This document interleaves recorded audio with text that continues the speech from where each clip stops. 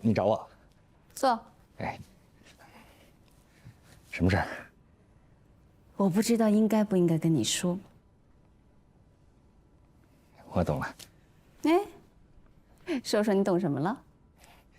你本来有事情想跟我说，但是你见到我面之后呢，你又改变了主意。这种事情经常发生，我也经常改变主意，这个完全能理解。你的理解是错的。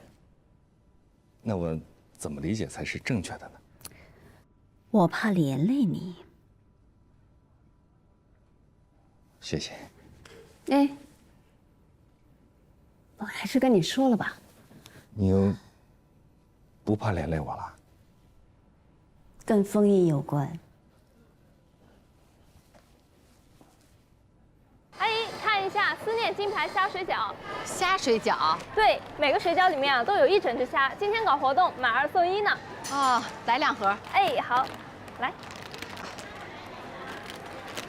慢走。张阿姨是吗？啊，您好，您好，我叫黛西，这是我的名片。我帮您推吧。律师助理。律师助理是干什么的？就是帮律师了解一些情况。哦，你要了解什么情况？我们想要跟您了解一下关于刘军先生。没问题，这些啊我都知道。但是你打算给我多少钱呀？你不想想，我要是把你们想要知道的东西告诉了你以后，我还能在人刘先生家继续干下去吗？我懂了，我懂了。那我们重新给您介绍一份工作。你呀，太可爱了。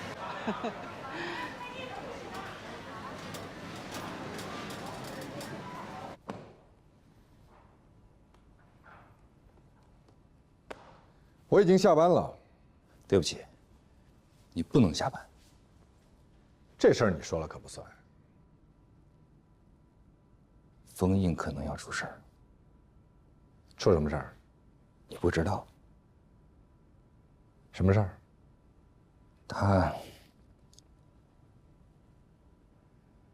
他怎么了？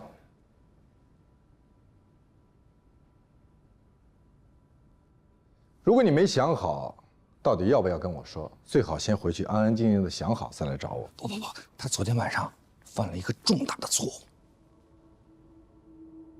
哪方面的？男女关系方面。你怎么知道的？有个女的投诉他。跟谁投诉？顾姐。顾姐？顾姐现在非常的为难。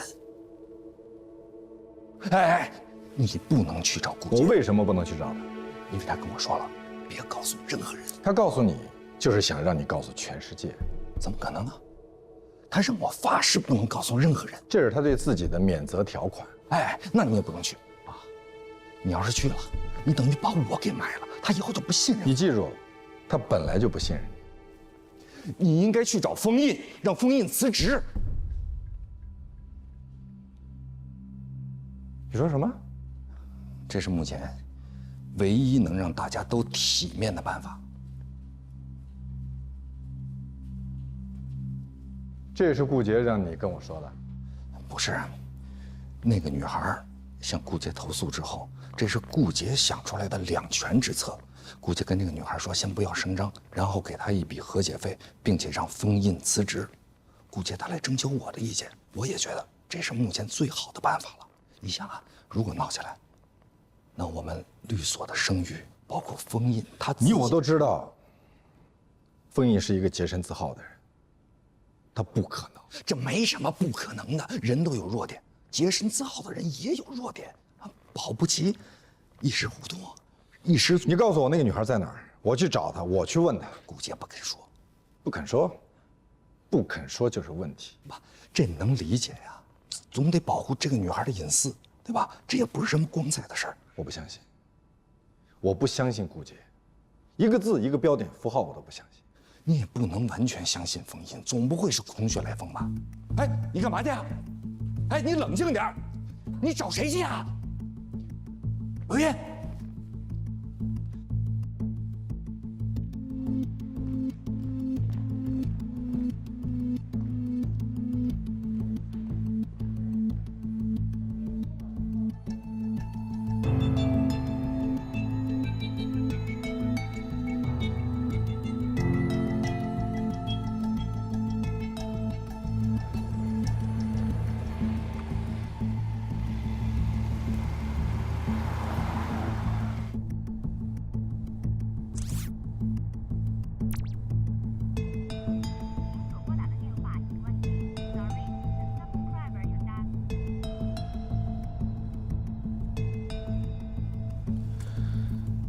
开机之后给我。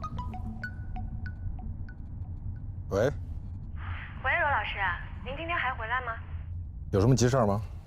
是这样的，我刚刚去找了刘军的保姆，他说他愿意给我们作证，但是有一个条件，他想要一笔赔偿金。不行，绝对不能给他钱，一旦给了他钱，就成为收买证人。你再想其他办法。人家给咱们作证是要丢饭碗的，咱们又不能给人家赔偿，那人家当然会有后顾之忧，不敢作证，也不愿意作证了。喂，开机之后给我回电话，我有事儿找你。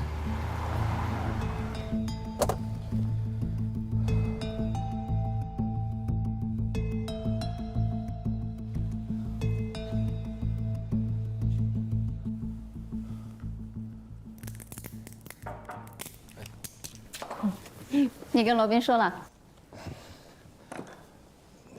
对不起，我没有怪你，谢谢。那个女孩还好吧？基本稳住了，但是她要求封印付出代价。杀人偿命，欠债还钱，这个能理解。但是人非圣贤，孰能无过呢？能不能让封印个人给他道个歉？如果是你的姐姐或者是妹妹被别人侮辱了，然后对方跟你说“人非圣贤，孰能无过”，我悄悄给你道了歉，然后这篇咱们就算翻过去了。你觉得你能翻得过去吗？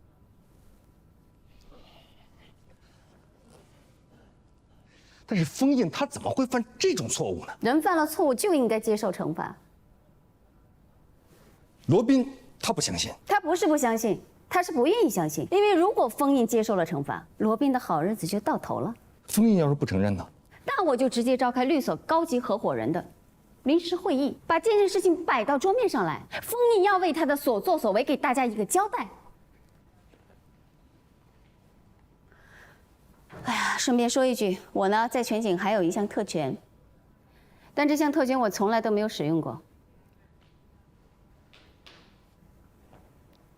作为创始合伙人，我跟封印有一个约定，他当他的主任，而我有权利不经过任何人的同意，直接晋升一位高级合伙人。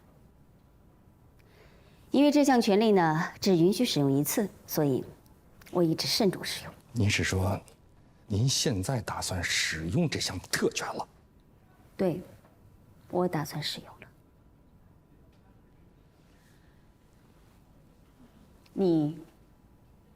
我认为早就应该晋升到高级合伙人。你的业务能力很强，还热心公益，还具备相当的管理才能。你对时局律师、律师助理的管理有目共睹，有口皆碑。我之所以一直没有使用这项权利，是因为我认为你走正常的程序也是可以获得晋升的。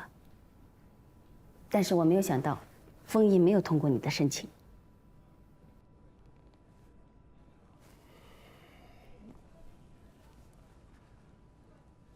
但是如果封印他这次还是不同意呢？第一，不需要他再同意了；第二，他很快就不再是我们全景的执行合伙人了。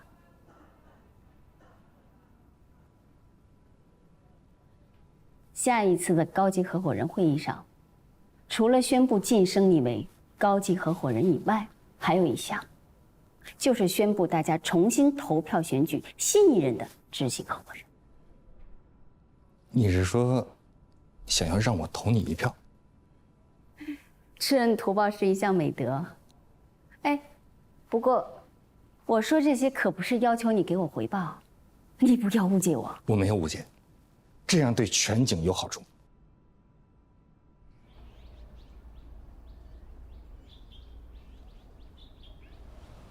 哟，巧啊！不是巧，是我有事来找你。怎么了？出什么事儿了？我跟你说，你千万不要告诉任何人。您说，我体检出了点小毛病，医生让我再复查一下。什么小毛病？复查了吗？复查了，在等结果。嗨，也许什么事儿都没有，虚惊一场。您平常从来不关机的。我昨天手机没电了，睡得早。有事吗？有急事儿可以到我家来找我。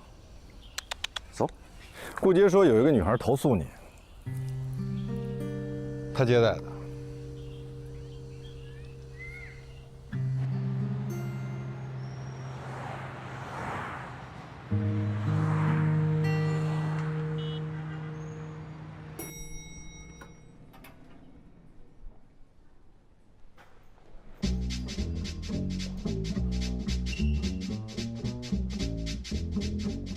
何塞老师好。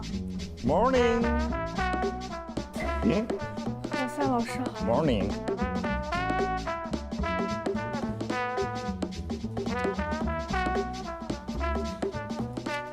Morning。犯什么病了？你为什么这么认为呢？难道你不值得别人跟你说 morning 吗？我当然值得，只是你没有跟任何人说过 morning， 包括我在内。如果你愿意，从今天开始，我每天都跟你说 morning， 而且不光跟你说，我跟所有的人都说。黛西 ，morning。 Morning， 何塞老师。做一个幸福的人，劈柴喂马，周游世界。快去上班，我要忙了。怎么样？天哪！这是我给我自己的奖励。奖励什么呀？奖励人生中最重要的时刻。 Oh my god！ 怎么了？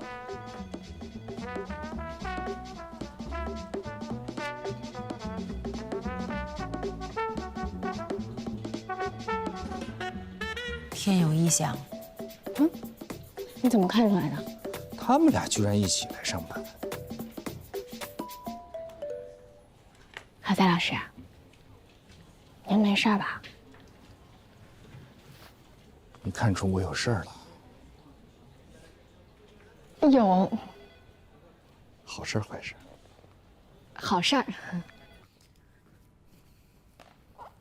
我要跟你说点事儿。地球要毁灭了，何塞当上了高级合伙人，谁跟你说的？我怎么不知道？他带了一块新的手表，是他对他自己的奖励。也许他是为了奖励自己减肥成功呢。不是，他是为了奖励自己当上了高级合伙人。这块表是他上一次以为自己当高级合伙人的时候买的，但是他没有当上，所以一直没有戴过。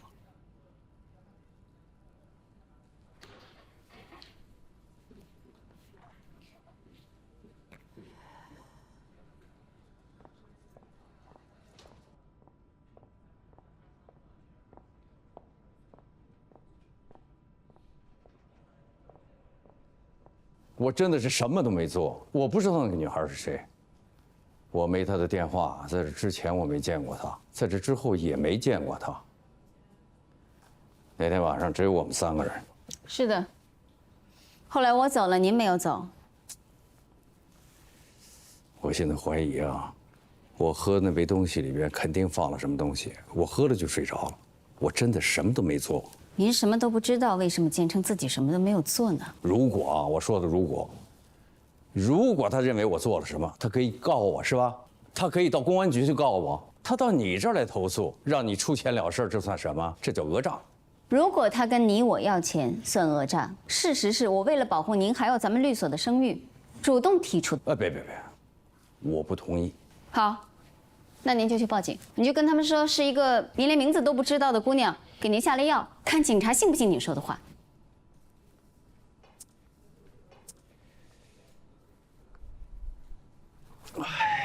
你想怎么办？我想听听你的。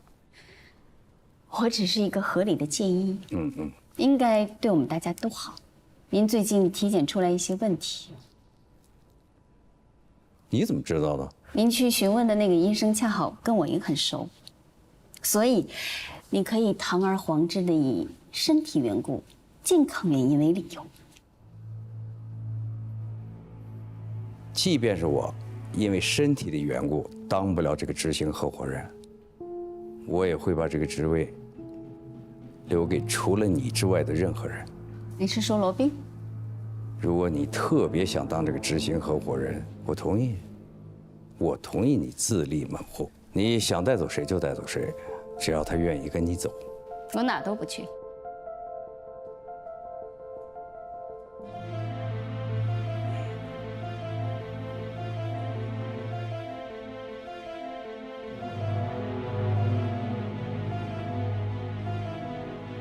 冯主任，冯主任，好。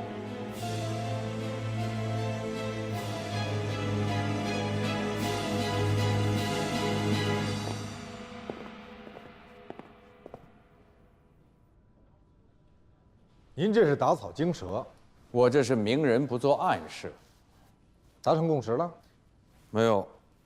那是因为他认定自己胜券在握。胜券？他手里哪张牌写着必胜啊？那张牌的名字叫何塞，他许诺给何塞高级合伙人。真无耻。然后在下一次的高级合伙人会议上，他会要求大家重新选票投举新的执行合伙人，理由是您干了见不得人的事儿，不再适合领导我们。他不会得逞的。律所好像应该发奖金了。我不会用钱来收买人心。现在不是比谁更高尚的时候。如果我为了拉拢何塞给他多发奖金，那赵旭呢？文昭呢？还有王琦，你会让我更快的失去人心。那或许您可以学学顾杰。你读读律所的章程好不好？拜托。我读过，律所章程明文规定，成为高级合伙人，一个必须满足的条件，就是要得到原有合伙人的同意。创始合伙人是个例外，他有并且只有一次行使特权的机会，就是直接晋升一位新的高级合伙人。既然这样，我成为高级合伙人，不需要顾杰同意，对吧？我放弃了这个特权。所以你使用了威胁？不是威胁，是暗示。暗示他可能发生过重大的错误，可以被除名。所以这一次，他算是以牙还牙。但是我并没有做什么错事，他威胁不了我。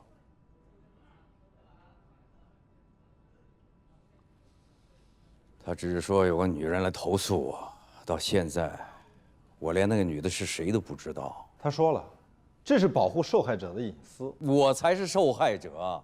可如果顾杰真的发起重新投票，选择新的执行合伙人呢？不会有人支持他。不会吗？他为什么突然对何塞封官许愿？他在拉票。我不会为了拉票来做违背自己意愿的事儿。我怀疑现在律所大部分人都知道了，而且顾杰在四处散播，一般人只会宁肯信其有，这对你非常不利。什么叫宁肯信其有？如果那个女的跑到我这儿来投诉你，我不问青红皂白的宁肯信其有，你接受吗？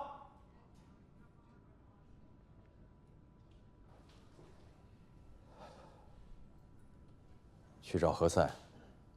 他不会听我的。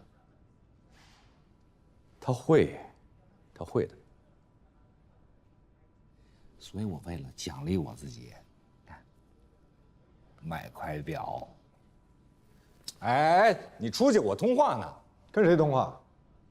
嗯？嗨，姐，你好，我是罗宾。哦，嗨，罗宾，你好。哎，何塞老跟我提起你。哦，是吗？说我什么？说你们俩是好朋友，经常在一起啊。你这样特别不好，你姐还没说完呢。你有什么事儿？哇，好漂亮的表啊！你找我有什么事儿？晚上一块吃饭吗？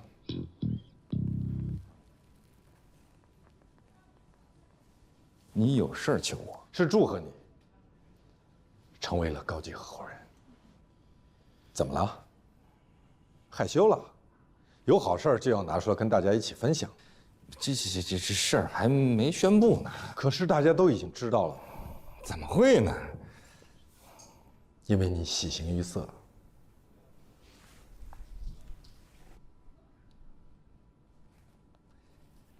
叫丽娜，那算了。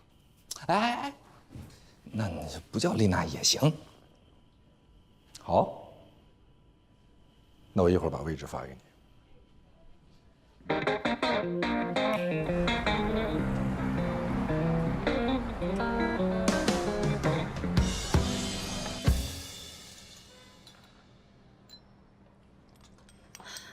生什么事儿了？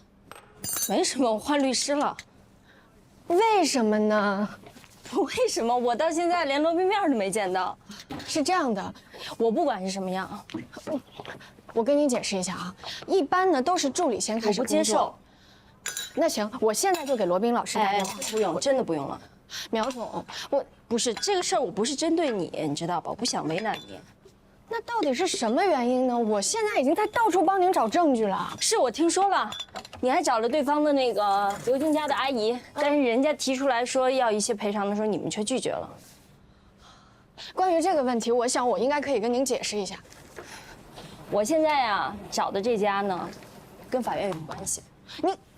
您千万不要去相信那些什么乱七八糟的话。不管再怎么有关系，打官司打的可是证据。不是你们律所发生那么大事儿，你不会不知道吧？什么事儿啊？那意思罗宾现在忙什么，你也不清楚。我一直在忙着您的案子呢，我不知道您指的是什么。你们律所主任封印，借着这个什么公益律师的这种名头，然后去占穷女孩的便宜，估计罗宾现在在帮他拼这事儿吧。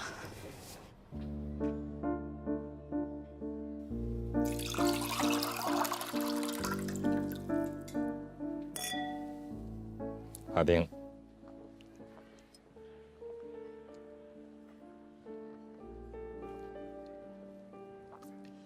这餐厅不错呀，你常来？来过2次，跟丽娜一起来。不愿意回答就算了，没有不愿意回答。那你跟谁来的？你为什么对这个问题感兴趣？因为我回忆了一下，你这是头一次请我吃饭，而且就咱们俩，还在这么一个环境里。你觉得我心怀鬼胎，想问为什么，但又不好意思直接问，所以就先问我跟谁来这儿吃过。我是想推理出你请我吃饭的动机。那如果我跟你说我以前跟丽娜来这儿吃过呢？真的？就你们俩？为什么？这个问题我们能不能以后再聊？好吧，那以后是什么时候？就是说我认为可以跟你聊的时候。那你为什么觉得现在不可以跟我聊呢？因为我不喜欢同事之间聊私事儿，这样很容易会变成办公室八卦。那也就是说，你今天来请我吃饭是要跟我聊公事，但是公事为什么不在办公室里聊呢？你让我猜猜，你是要跟我聊封印的事？何塞，我跟封印认识都不是1天2天了，他是一个什么样的人，我都清楚。有很多杀人犯，在没有破案的时候，他的邻居都会一直以为他是一个好人，坏人脑门上没有刻字儿。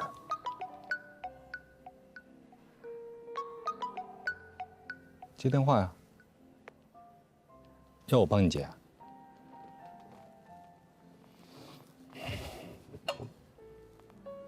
谢谢。Thank you。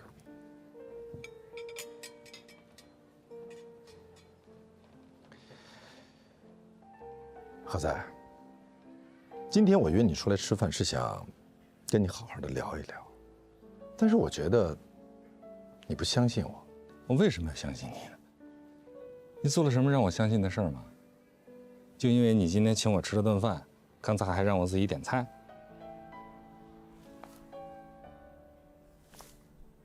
你想利用我？我没有想利用你，我只是想跟你说，封印突然被人投诉，这很蹊跷，而且在事情没有搞清楚之前就搞逼宫，逼他辞职，我觉得不妥当。你请我吃这顿饭，就是想要让我站在你跟封印这边。你可以不站在我们这一边，但你至少不应该站在顾杰那边。好啊，那我可以站在你这一边，但是你得说服我。我为什么不应该去相信顾杰？我为什么要相信你们？来吧，你说服我吧。我们至少比顾杰光明正大。光明正大的蔑视我？没有。没有吗？没有。没有。那我问你，到底是我最珍贵的财产，还是你最珍贵的财产？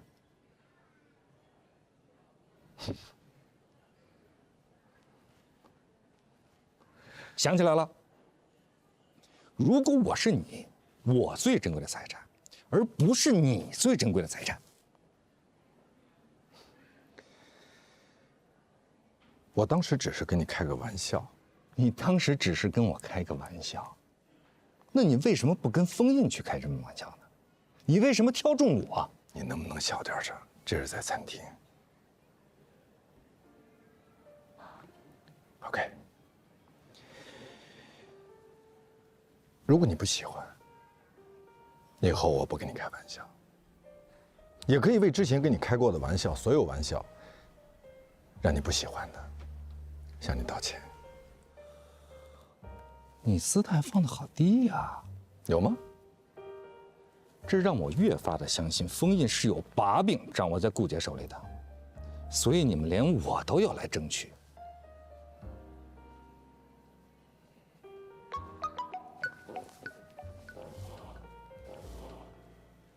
我快到律所了。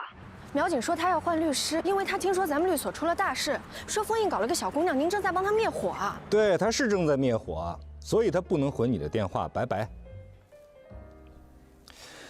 你要不要给你助理回过去？我知道你的密码，以前我偷偷的看过，所以我就记住了。就这样，你应该没事就换我密码。我所有的密码我都经常换，所有的。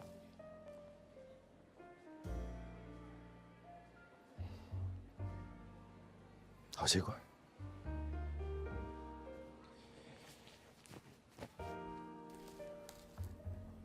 我也愿意相信封印，但是啊，我还是坚持认为，在事情没有查清楚之前，他应该先辞职。不可以。我们不能因为有人投诉封印，就让他辞职，这对封印不公平。这非常公平。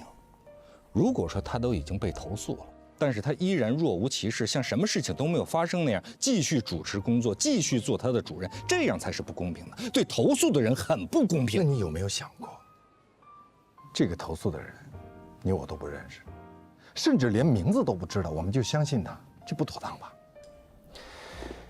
即使按照疑罪从无的原则，我们也应该首先相信封印，直到他证明自己。好了，咱俩也不要争执了，好不好？咱们就等着投票表决吧。啊，律所最近会紧急的召开一个合伙人会议，顾杰会在会议上把这个事情提出来，因为这件事情关系到律所的声誉，所以所有的合伙人一人一票，决定封印的去留。事情还没有搞清楚，怎么投票？你听我说完好不好？你说，我刚才说到哪儿了？你说投票表决，我反对。我就是想看看你有没有认真的听我说话。你说。OK， 那我来告诉你，今天，此时此刻，我一直在非常认真的听你讲话，你的每一句话、每一个标点符号，我听得都很清楚，而且今天你用了很多的感叹号。但是我认为，现在首要的不是投票，这不是重点，我们应该先把这个事情搞清楚，在事情真相大白之前，我们应该相信，跟我们朝夕相处的同事。上司领导，我们要对他有起码的信任。你说完了，我来说好不好？很多时候，真相到底是什么样的，只有当事人知道。换句话来说，在整个这个事件里，只有封印知道他自己到底做了什么。如果他不想让更多的人知道他到底做了什么，那么最好现在找到一个稳妥的、体面的方式，赶紧回家。你放心。顾杰也会保全他的脸面，这样我们就不用投票了啊！我们也不会知道封印他到底做了什么。不可能，他已经跟我指天发誓过，他从来没有做过任何有悖公序良俗的事情。好，那我们就看看到底有多少人相信他的发誓。这是顾杰在故意当众羞辱他，那他就应该站出来证明自己的清白。那如果说有人投诉你强暴过一个女孩，请问你怎么证明自己没有强暴？我每天都回家，我每天都回家自己睡觉。我们家门口就有监控视频，如果他说我强暴他，他必须准确地说出时间和地点，但是我会非常精确地告诉他，在那个时间点我在什么地方跟什么人在一起。我跟任何女人都不会私下单独相处。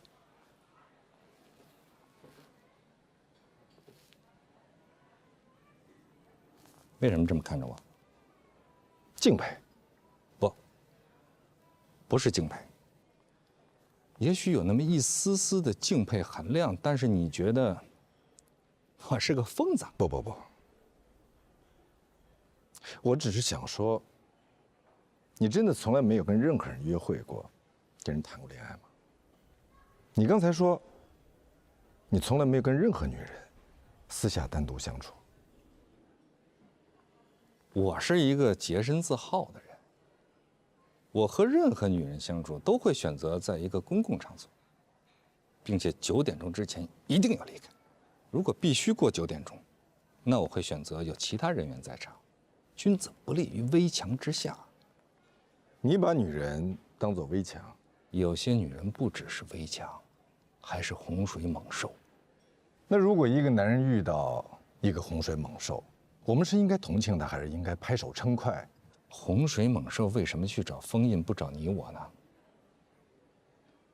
你这是典型的责备受害人思维，就像人贩子拐卖儿童，你不去谴责人贩子，反而去责备丢失孩子的家长，为什么没有看好自己的孩子是吗？对啊，就是都有责任啊！你这是抬杠，那你反驳我呀？你反驳我呀？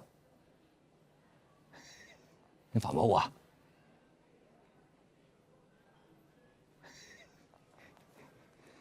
我第一次见到你哑口无言。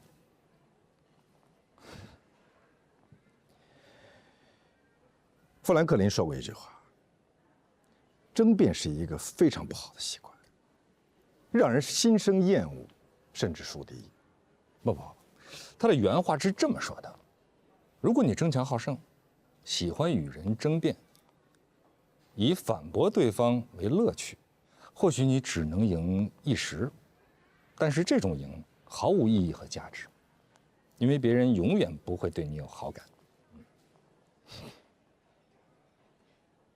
我很棒吧？你为什么面带笑意？你也太难讨好了吧？你在讨好我吗？你为什么讨好我？不，我说你太难讨好了的意思是不是说我在讨好你，或者说我要讨好你？我只是在感慨，你为什么没有朋友？你朋友也不多，那是因为我对朋友的标准要求非常高，宁缺毋滥。我也是，宁缺毋滥呗。好，那就都宁缺着好了。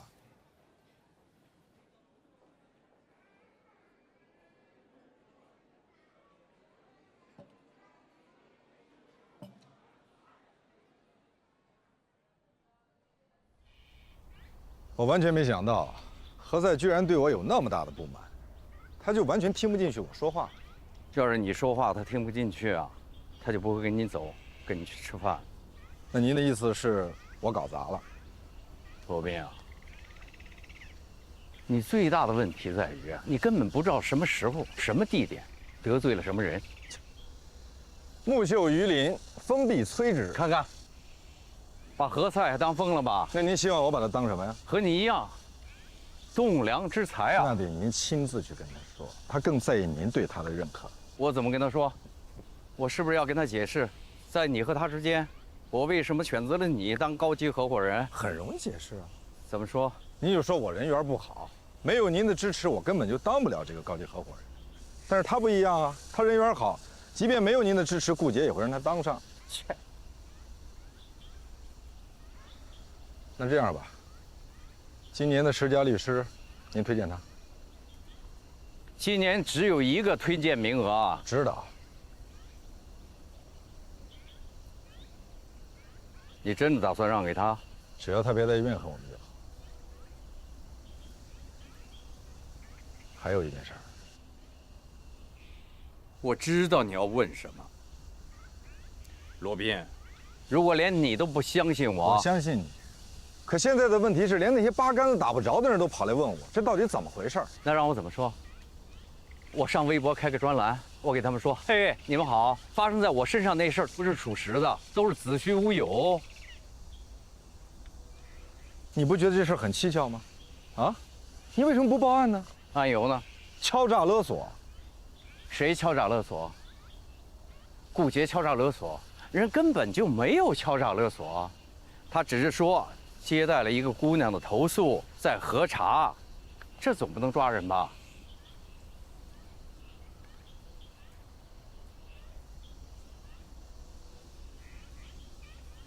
您再好好回忆回忆。我再给你重申一遍，我当时喝酒喝得断片了，我醒来之后我不知道在什么地方。那当时为什么不报案呢？怎么报案？啊，我总不至于打个110说，哎，我跟朋友到另外一个朋友家去喝酒喝断片了，我现在醒过来了，家里一个人都没有，这怎么报案啊？所以您就没有做出任何反应，拿着自己的东西就走了。你还是不相信？我信，但是您觉得别人会信吗？我就不明白，您当时难道就没有怀疑？你怎么就稀里糊涂的躺在了一张床上，而且还是别人家的床？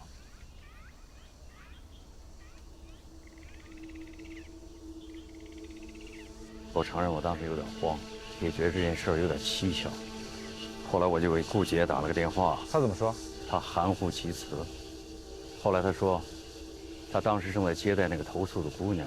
我确实记不清楚，但是我不认为我做了什么事。那您后来有没有又去过那个地方？没有。为什么？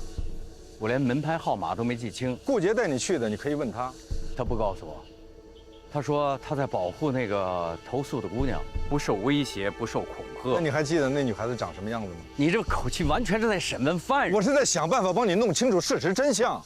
我再给你重申一遍，我不认为我做了什么出格的事儿。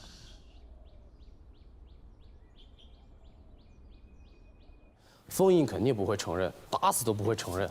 是我也不认。那万一人家真的把证据拿出来了呢？你傻呀啊！自己承认犯罪那叫自首，自首最多了就是从宽处理。可要是自己不认罪，就算人家拿出证据，我们还可以质疑这个证据的真实性、合法性，这中间就有很大的空间了。哎呀，我看也没什么证据吧？对呀，要是真有证据，干嘛不去公安局直接报案呢？我要是那个女孩，我也不报案。法律事实跟事实真相那是两回事儿。万一封印倒打一耙耍无赖啊，告那个女孩敲诈勒索怎么办？哎，黛西，如果你是那个女孩，你会去报案吗？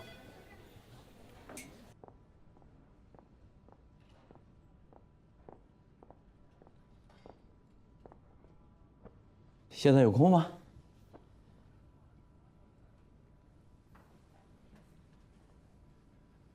您过去跟我说话从来都是开门见山，从来没问我有空没空。有句话，人的脾气要和自己的本事相匹配。还有句话，人的品德应该和他的地位待遇相匹配。其实没有顾杰，你可以跻身高级合伙人。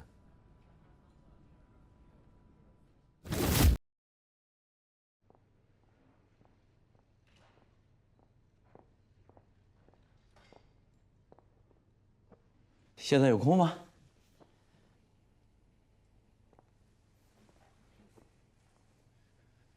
您过去跟我说话从来都是开门见山，从来没问我有空没空。有句话，人的脾气要和自己的本事相匹配。还有句话，人的品德应该和他的地位待遇相匹配。其实没有顾杰，你可以跻身高级合伙人。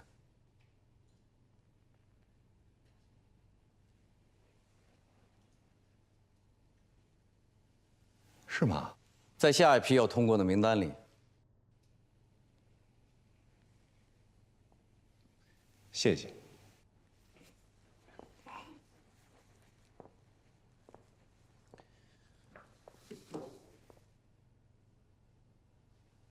当初和顾杰创立了这家律师事务所。你们都是创始合伙人，创始合伙人之间有分歧、有矛盾，很正常。再说我也喜欢挑战，但是我业务那些小动作，拉个帮啊、结个派啊。你跟罗宾一直都是一派的。我批评他的时候你不在场。我们还是开诚布公吧。您跟我说这些话，无非就是想让我站在您这一边。我是希望获得你的支持，并且消除我们之间的分歧。如果你有什么疑虑，我愿意回答你。您还是到合伙人会议上去回答所有人吧。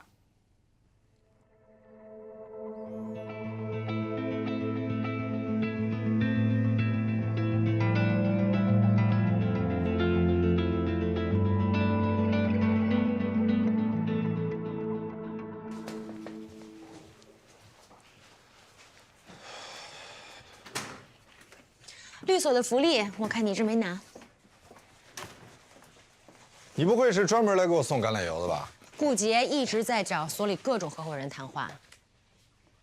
你的意思是，我也应该干同样的事儿？我的意思是，你现在下手有点晚了。找到那个女孩是谁了吗？喏，这里是那天晚上所有嘉宾的名单。这相当于大海捞针。顾杰可能会接手苗锦的案子。做梦吧他！是苗锦自己要求的。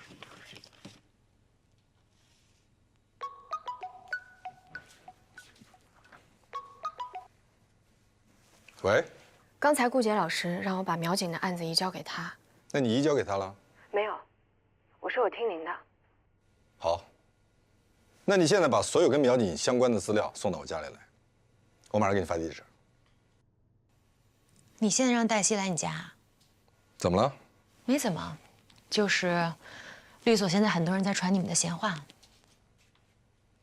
是吗？都传什么了？传什么的都有。都有谁？谁说的？把他们拉出去，通通砍了。那这样，你别走，留下，以确保我守身如玉。我可没那么无聊。是我无聊。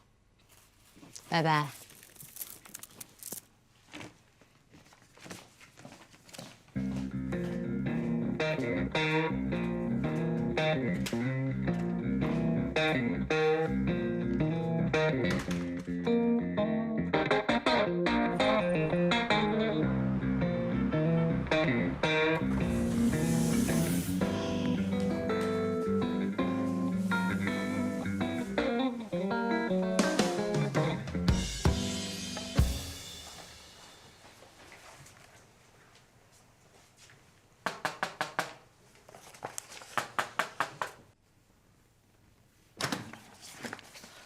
罗老师好，所有重要的地方我都已经贴好标签了。好，早点回去吧。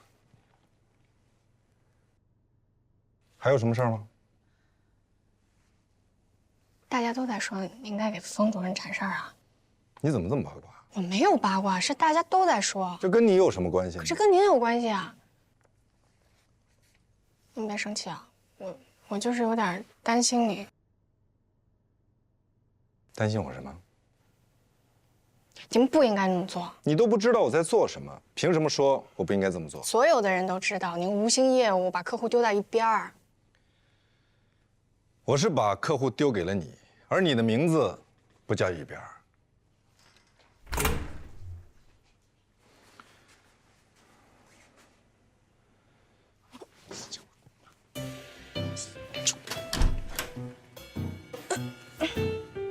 你在干什么？是想敲门进来喝一杯吗？没有没有，哦，我刚其实就是想跟您说个晚安，晚安，拜拜。回来。等一下，我帮你叫台车。啊，不用了，我自己叫个滴滴就行了。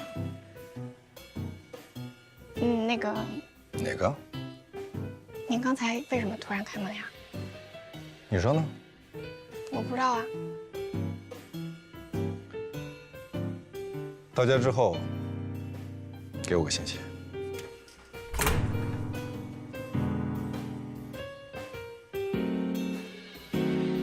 行，我看也没啥问题。那我明天去律所找您签合同吧。明天一天我都在，随时来。哎，那个我能不能找罗律师把费用退了再去找您签呀？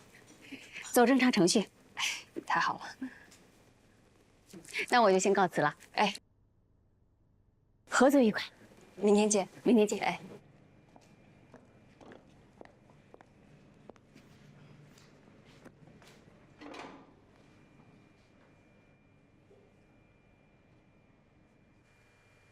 你还真是敬业，为了稳住客户，你给自己编了那么曲折的一个故事。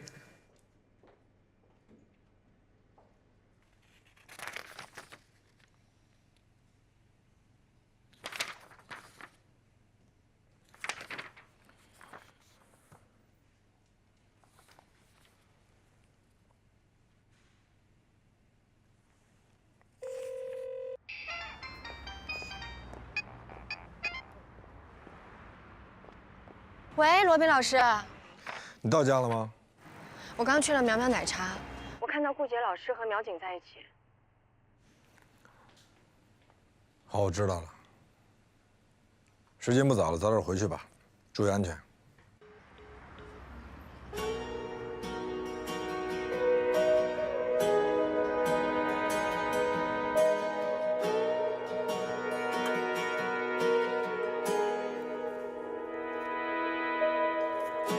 我知道时光不会为我停留，茫茫人海中也没人会回头。我一个人加油，一个人拯救自己的不朽。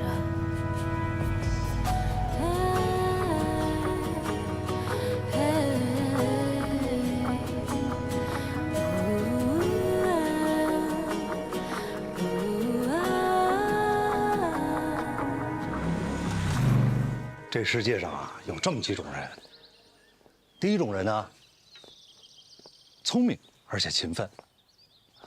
我眼前就有这么一人，但是过得累。第二种人啊，聪明但是懒惰，就像我这样。第三种人呢，愚蠢，但是勤奋。这种人最可怕，给他一条道，他就跑到黑，错误全都是这么犯的。啊，行，过来，那你亲我一下，我。回头再说啊。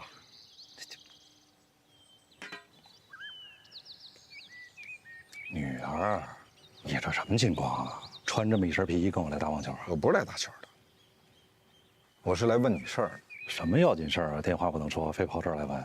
很重要。说，你原本不是要投苗苗奶茶吗？怎么突然间又不投了呢？你怎么忽然关心起这事儿来了？跟你有关系啊？他是我们的客户，那不方便告诉你。咱是不是朋友？是不是哥们儿？是。那你告诉我为什么？怎么说不投就不投了呢？你别忘了，你欠我一大人情。这么大一人情，你就让我还在这么小一事上？你认为小，我不认为。刘军专门给我打了电话，让我别投。为什么？刘军那人你懂？我不懂。他说女孩不太懂事儿。不懂事儿什么意思？装，不懂事儿啊！我没装，我的确是不懂你说这不懂事儿是什么意思。就像你这么不懂事儿，懂了吗？那你为什么听他的呢？他说不让你投，你就不投。每天项目这么多，投谁不是投啊？何必要得罪他呢？哦，你别这么看我，显得我多不正直似的。你本来也不是以正直著称啊，所以我喜欢你啊。这事儿就此打住啊！我只能帮你到这儿了。不，我觉得呀，你肯定可以帮我更多。我欠你的人情刚才已经还了，你不能要求我去作证，因为就算我作证也没有意义。我并没有录音，刘军不但可以矢口否认，还可以说我诬陷他。你是律师，你比我懂。我没要求你去作证。我说我觉得你可以帮我更多的意思是指，我认为你可以帮我提供更多线索。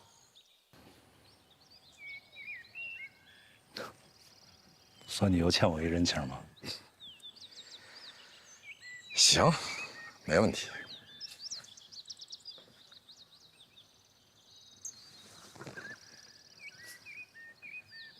他的助理帮他干这些脏事儿。他这助理叫什么名字？他们都叫他权儿姐，专门帮刘军干这些事儿。他曾经跟我说，刘军有一种专门的方法来检验一个创业者对成功的渴望有多大。什么方法？把人叫到家里去，如果懂事儿，就说明渴望成功的愿望压倒一切，就可以投；如果要是不懂事儿，还有自尊，就说明豁不出去。他是在什么情况下跟你说的？在一酒局上，我一哥们儿给我发的小视频。那你把那视频发我。俩人情。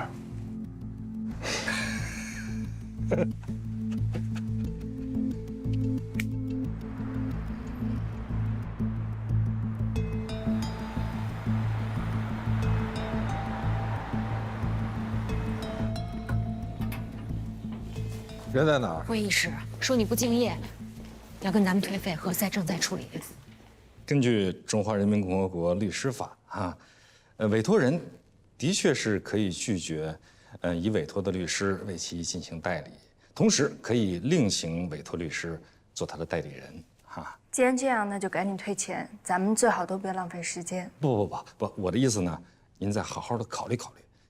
我们这位黛西小姑娘为您的案子已经做了大量的前期工作，还有罗宾律师他是非常敬业的，而且他有丰富的这个职业经验。我考虑什么呀？我到现在连罗宾人都没见过。苗律师你好，我是罗宾。你为什么不跟我们说一说你跟璇姐之间的事儿呢？当天晚上是这个璇姐主动给你打的电话，说她好不容易约到了她的大老板刘军，并且亲自带着司机拉着你去了刘军家，然后她让你自己先上楼，说自己要先打个电话。随后隔了一段时间，你就面红耳赤的下楼，也是她送你回的家。在路上，你跟她讲发生了什么，她一面义愤填膺，一面告诉你一定会给你一个说法，但是让你不要声张。1个星期之后，你发现原来对你感兴趣的投资人都对你冷淡了，并且圈子里面流传了很多不利于你的流言，于是你就在微博上开战。但是你一直在保护这个璇姐，没有把她牵扯进来，是这样吧？不是，我想问一下，你是怎么知道这些的？我恰巧做了一些调查。那个，是这样的，我不想为难璇姐，因为这个事情要是把她牵扯进去，她老板就会把她开除。她现在还有房贷，孩子还要上学。你就真的一点都没有怀疑过她吗？她是我好朋友，是她把我介绍给刘军的，我为什么要怀疑她呢？如果她是你的好朋友，她就应该为你作证，至少这件事情她跟我解释过了。当时她不在现场，她在楼下什么都没有看到，所以她的说辞，法庭上根本就不会采信什么。法庭会不会采信是一回事儿，她有没有说出她认识的刘军是一个什么样的人，并且当天晚上发生了什么，这是另外一回事儿。我说过了，我不想牵扯他。那好，那请你先看看这个。我们老板投资有一条很重要的原则，就是看你是不是能对成功、对金钱有一种压倒性的渴望。你可以为之付出很多在常人眼里很重要的东西，比如脸面呀、自尊啊。好多女的，就是关键的时刻犹豫不决，功亏一篑。你说，如果你连这都不能付出，你还能干成什么呀？妹妹说得好，来，大哥，总哥，这个没有一个，来。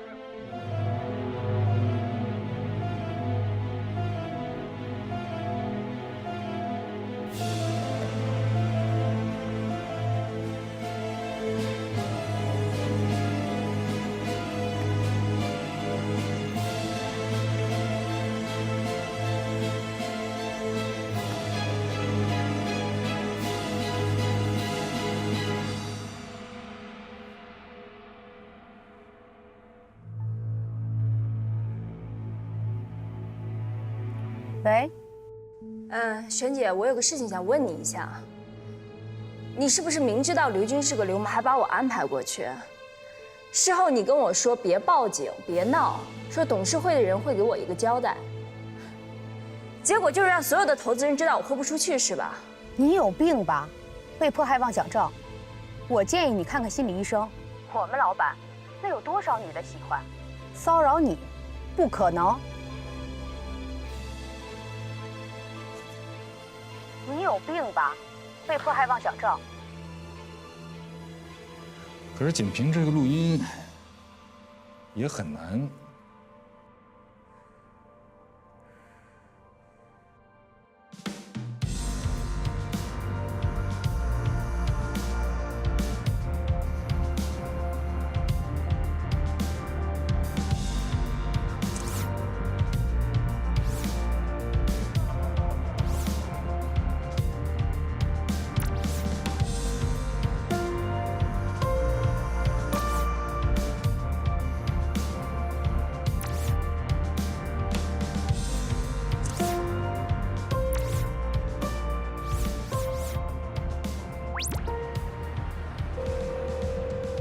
刘总，璇姐电话，应该是打您电话您没接。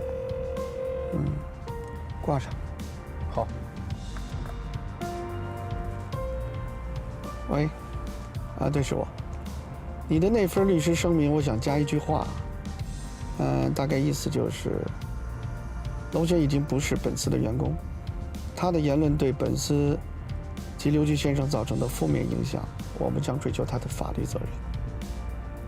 另外，针对网络上对刘军先生的侮辱性诽谤言论，律师事务所已经取证完毕，严重警告那些相关的网络用户立即删除针对刘军先生的侮辱性的诽谤的言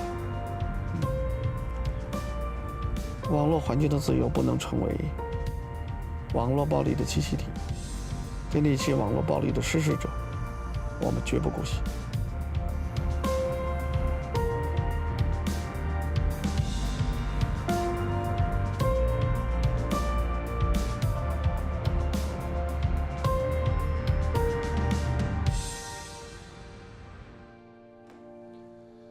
你把这个拿去整理一下。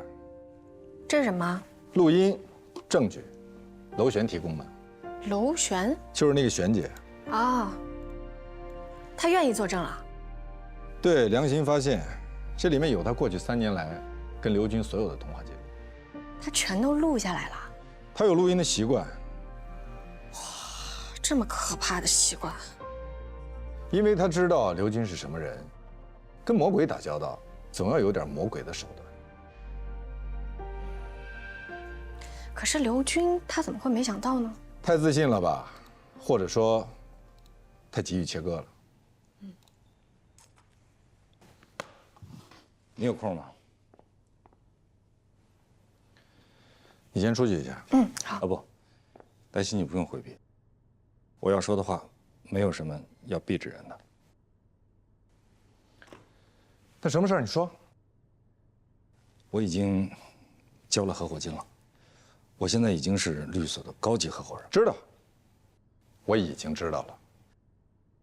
另外，下周律所的例会要无记名投票，重新选举执行合伙人。你是来下战书的吗？不是，我是善意的提醒你，如果你不出现，封印将会少一票。谢谢。但是我想知道的是，你会投谁呢？我不会告诉你。另外，你也不该问，因为这违反了无记名投票的原则。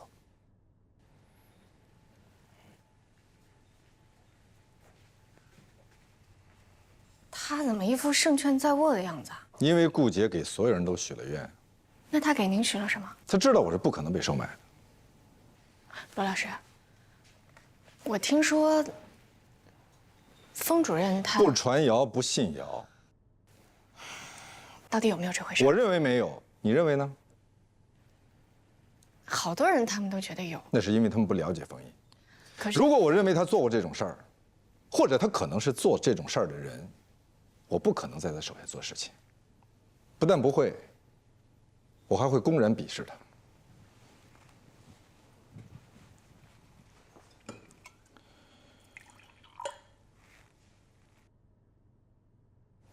还有事儿吗？没了。没了，还站在这儿干嘛？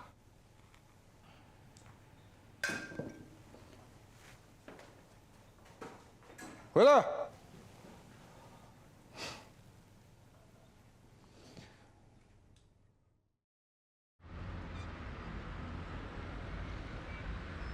我们谁都不知道那天晚上到底发生了什么，包括封印律师本人。他说他睡着了。如果有人想起诉我，我起码应该知道他是谁。要么你去法院起诉我，要么到公安局报案。现在他躲在暗处，我连他是谁都不知道，这太荒谬了。抱歉，我现在还不能说出被害人的姓名，因为她是一个女孩子。女孩子在这方面有所顾忌是人之常情。但是，我以我的人格和名誉发誓，我说的都是真话。你用你的人格和名誉发誓，还不如用房产和存款来担保。我们现在在讨论很严肃的事。可是你说你用你的人格和名誉发誓，这一点都不严肃，听起来像玩笑。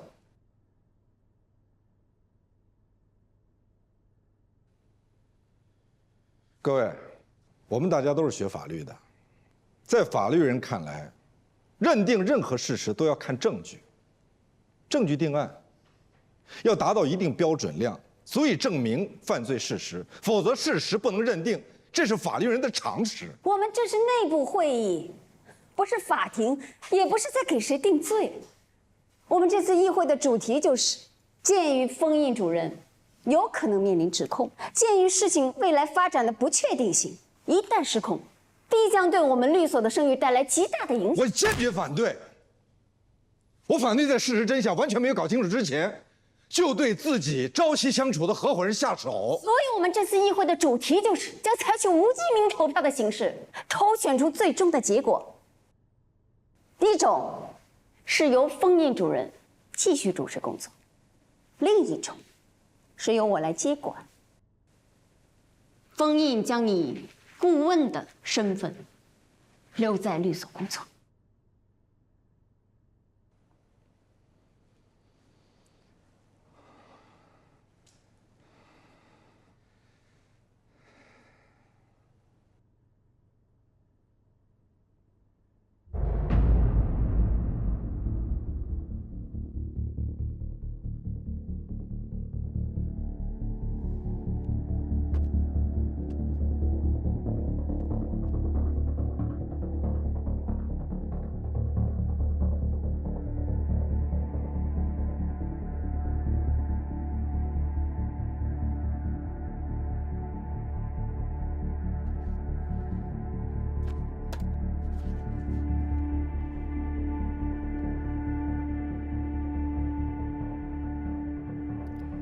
其实我真的不想这样。我现在不想听你讲话。那您为什么不辞职呢？我上次就应该让你走人。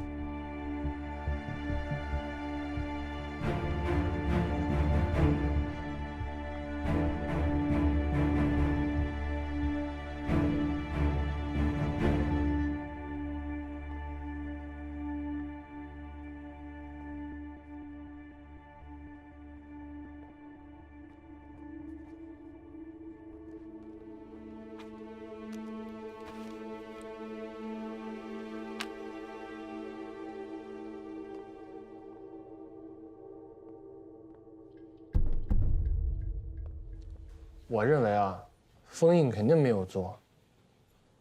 你为什么这么肯定啊？他要是做的话，肯定心虚。你说的是你自己，你没做都心虚。你说的也是你自己吧？你做了也不心虚。我这个叫识时务者为俊杰。什么意思？城头变幻大王旗马上就要变了，咱俩赌不赌？哎，我刚从会议室回来，好像投票结束了。那结果怎么样啊？你急什么呀？反正跟你都没关系。小美同学，能不能帮大家再问一下？什么礼物？一包零食，大包的。成交。等我。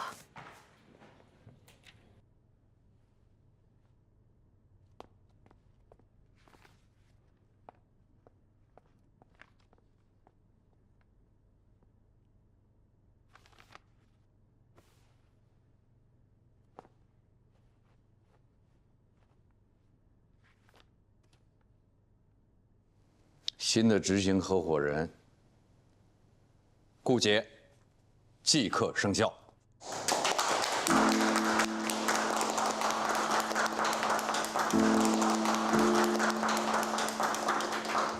谢谢大家对我的信任，我跟封印律师会尽快做好交接工作。刚才所说的话，我希望都能止于这个房间。在事实真相没有查清楚之前，希望大家不信谣，不传谣。各位可以回去工作了。罗宾，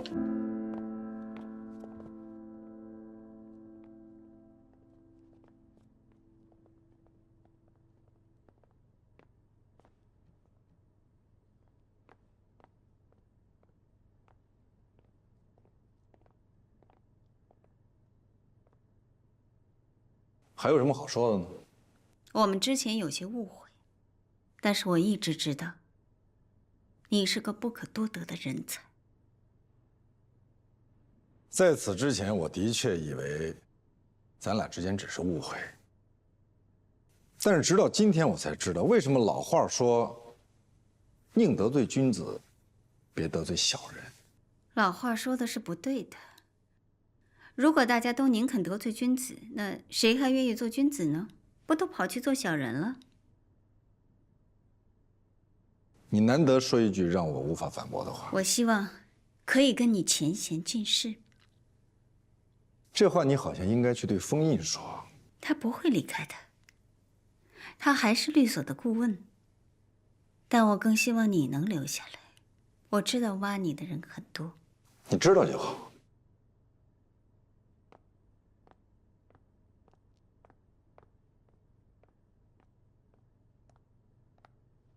哎，怎么样啊？说。散会了，我看到顾杰把罗宾留下了。我们家老大上位了。你们家老大上位跟你有什么关系？一人得道，鸡犬升天。你说谁是鸡犬呢？你们这是嫉妒，我不在乎。嫉妒你是鸡犬啊？嫉妒我升天？升天的鸡犬，它也是鸡犬。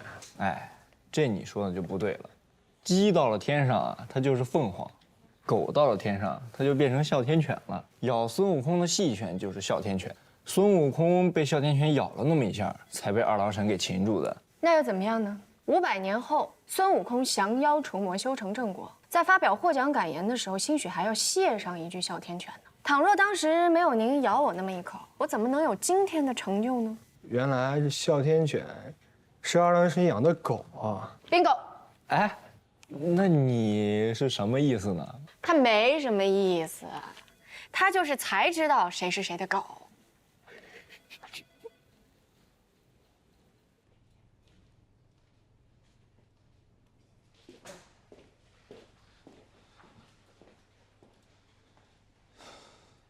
我们只差1票，差1票也是差。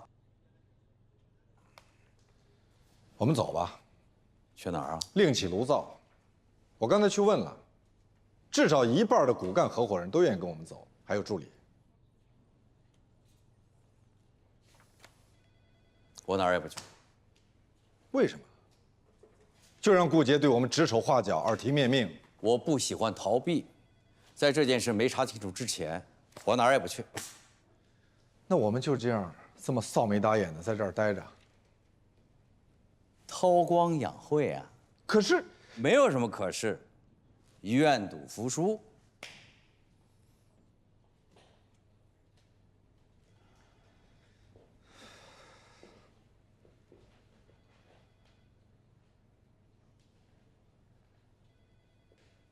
会不会压根儿就没有这么一个女的？是顾杰故意陷害你？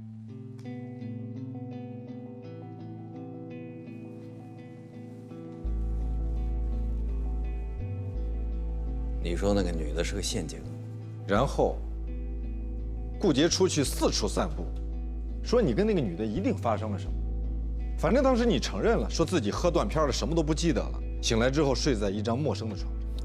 当时确实有这么个女人，在那个 party 上，顾杰给我们做了介绍。那女的叫什么名字我记不清了。她说，他们家有好酒，我们就去了。我不感兴趣，顾杰非让我去。然后呢？后来呢？后来我们就去了，人还都没有到，我们就一边等啊一边喝酒。哎呀，喝大了，断片了。顾杰什么时候走的我不知道，那帮人什么时候来的都记不清了。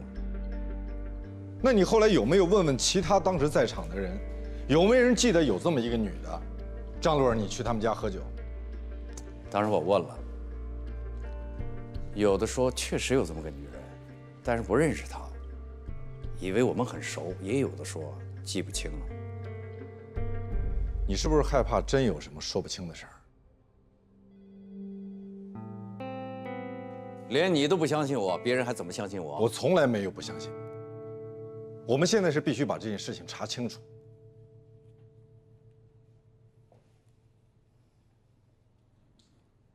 哎，你把这个放下。丽娜姐，我们这是工作，你能不能别为难我们？这个不用你们管。我们没办法向上面交差姐，你看，这是在干什么？投票结束，他们就上来了。我们要搬到下面去，赵旭要和你换办公室。出去，周老师，滚出去！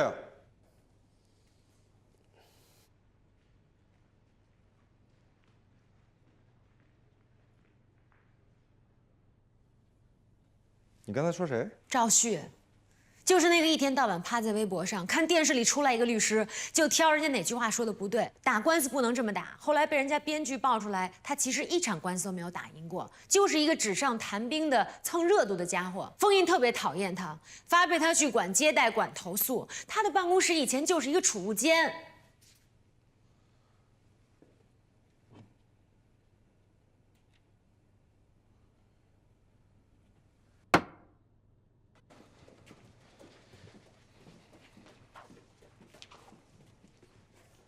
你跟我说的前嫌尽弃，就是把我发配到全律所最小的办公室去吗？这些小事你也要计较吗？是金子在哪都发光。你不计较，我可以跟你换办公室。您是金子，埋到沙堆里都不怕。赵旭对我一直忠心耿耿。你混淆了忠心耿耿和拍马屁，好吗？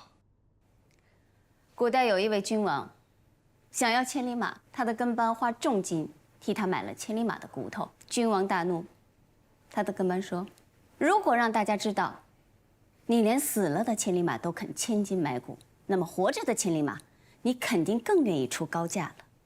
我对赵旭好，就是要让大家知道，我是一个重视忠诚的人。如果你也肯愿意证明你对我的忠诚，看来我们对忠心耿耿的理解不一致。您说的忠心耿耿叫愚忠，而且你讲的故事，出自《战国策·燕策》，是燕昭王千金买骨，但最后统一六国的是秦国。你是在委婉地告诉我，谁笑到最后，谁笑得最好？不，我只是想温馨提示一下：小人得志，莫张狂。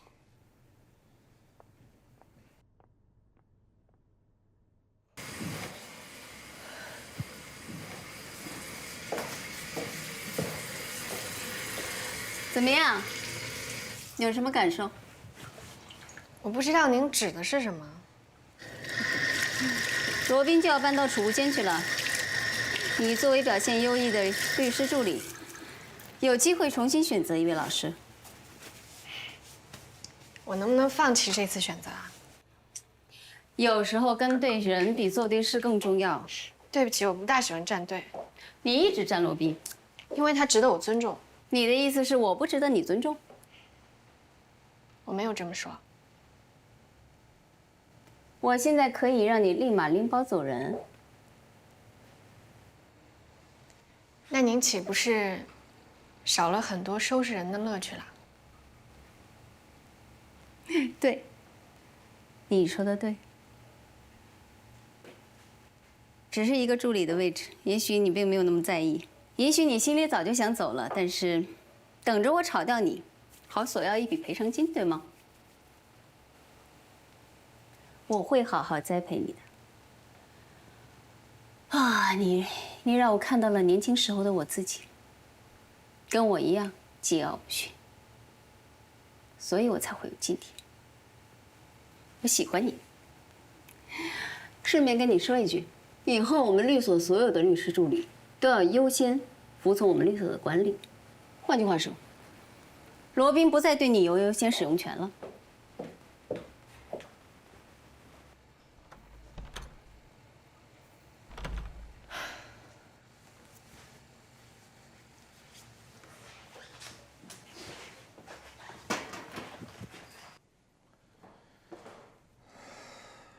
行了，别烧了，一会儿我找几个人过来帮忙。没关系，这方面我擅长。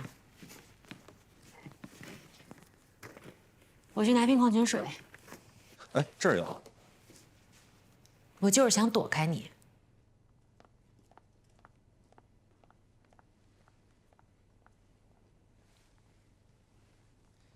我不是来看笑话的。滚！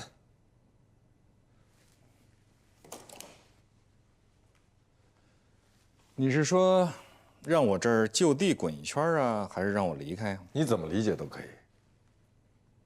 你看，我也懂幽默，一点都不好笑。那是因为我们的位置不同。之前你拿我来展现你的幽默感的时候，我也觉得一点都不好笑。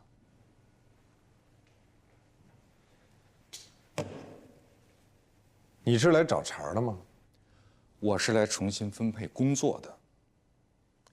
鉴于顾杰目前对我的重视，之前封印总是把名利双收和知名度高的案子分给你，顾杰现在认为应该换一换，你也应该做一些可能收益没有那么高，还很琐碎，或许还会遭到别人投诉的普通的老百姓的案子。这些案子虽然不是大案子，但是却关系到千家万户的幸福与和谐。放这儿吧。这是一个老人家和他外甥女儿家产纠纷的案子。我知道你不喜欢这种争房子分地的案子，但是这对于一个普通人来说，一套房子就意味着他一辈子的收入。你笑什么？这是我之前给顾杰的案子，他居然一直给我留着，真是令人肃然起敬。君子报仇10年不晚。我没别的意思，我就是随便说说。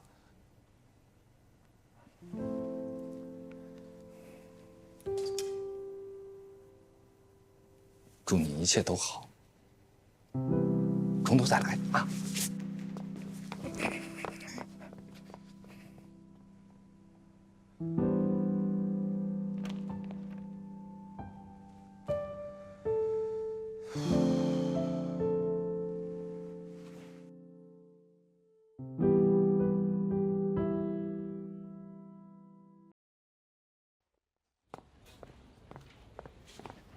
嘿，何律正找您呢。哎，你好，哎，进来说啊。顾律交代啊，给您换辆新车，您看看您喜欢什么颜色的？颜色倒无所谓的。罗宾现在用的是什么车呀？哟，罗律现在是林肯大陆，已经是顶配了，没法再高了。那我再去4S店看看行吗？哎，行。哎，谢谢啊。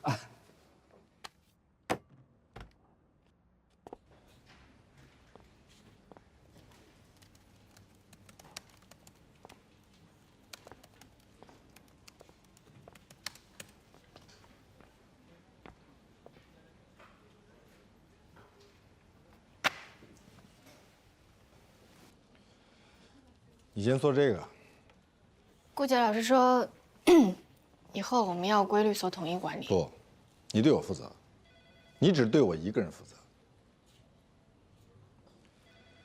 这个案子你应该非常熟悉，它跟我们有缘。我记得这个案子你好像推给顾杰老师了吧？不是推，是我认为顾杰比较合适。您不是说您不太喜欢这种一地鸡毛、一我家是不喜欢人为了一点？，但不代表我不擅长。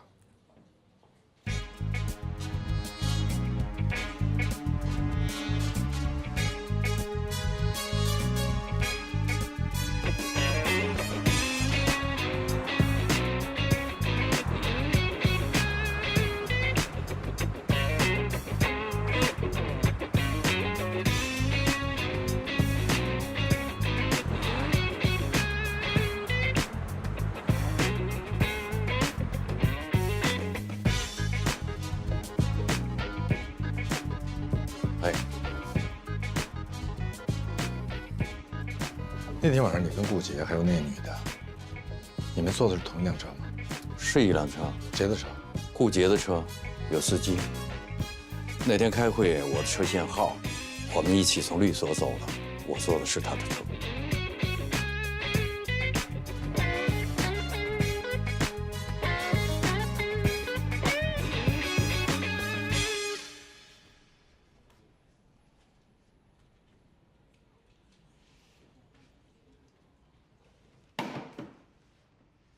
你不用搬到下边去啊。租到你办公室外面去吗？我现在也是高级合伙人了。我不是一个攀高枝的人。良禽择木而栖，热不息恶木之音。我不是恶木，你的良心就不会受到谴责吗？我不能确定。封印他到底有没有做有损律所声誉的事儿？那你为什么就不能等你确定以后，你再去做那些？有些事情根本就弄不清楚。丽娜，真的，真相有的时候很难让人知道。这是件悲哀的事儿，所以你就错杀一千。封印他本人他也有错，他并不是无辜的。如果他洁身自好，他就不应该去。那如果要是有人陷害他，给他酒水里放东西了呢？那就应该把这个人揪出来，送到公安局去。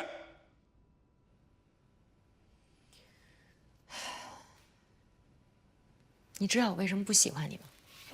因为我太正直。因为你不近人情。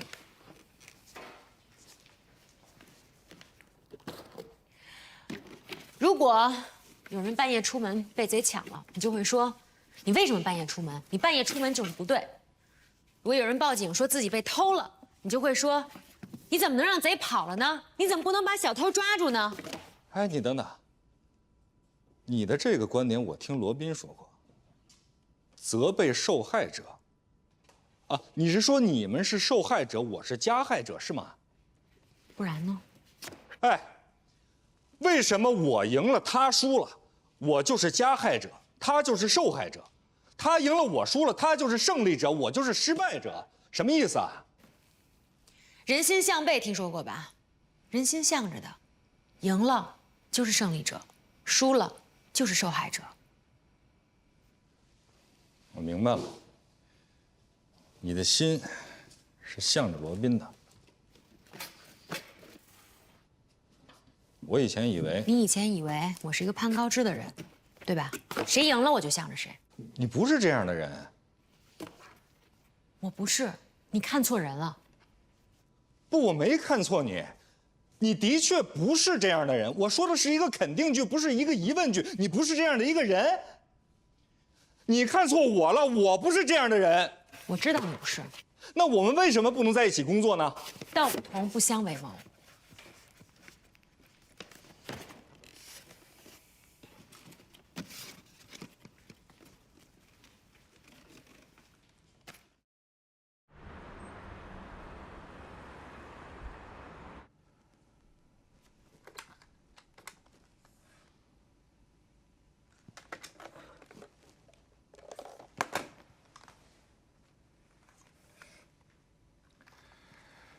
丽娜，丽娜，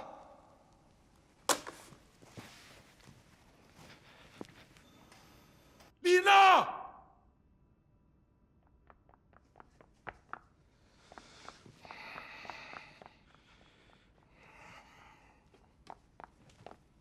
你声如洪钟。电话是坏的，让他们尽快修一下。我知道，我已经跟他们说了，我马上就去再催一下。还有，看到了吗？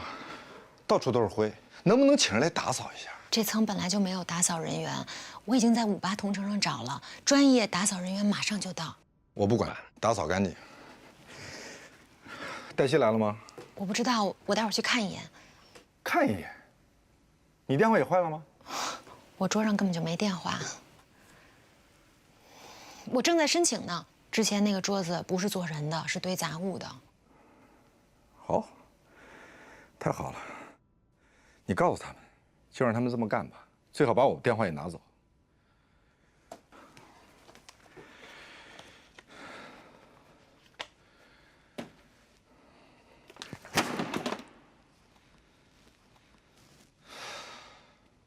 这套房子是我父亲单位分的，跟我这外甥女儿这一家子没有任何关系。我父母在世的时候，一直是我跟我媳妇儿照顾着。老头老太太也多次说过，这套房子就是我们的。后来父母一过世呢，我就把这房子过户到我的名下，一直是我们一家3口跟这住。那您外甥女儿就从来没有在这所房子里住过吗？住过，那就是1、2岁的事儿啊。那时候他妈工作忙，就把这孩子搁在姥姥姥爷家了，这不是很正常吗？后来也是为了这孩子上幼儿园方便，就把这户口给落过来了。这一落就是20多年。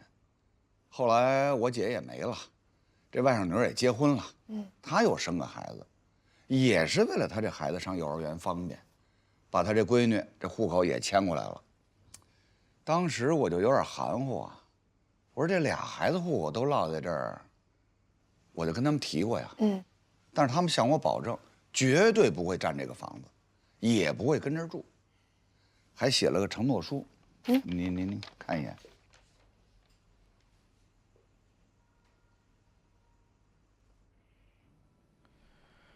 这份承诺书写的不够清楚。是，所以他外甥女一听说老房子要被征收，立刻就把于先生一家告上了法庭，说自己是同住人，要求分割征收补偿利益。需要补强证据。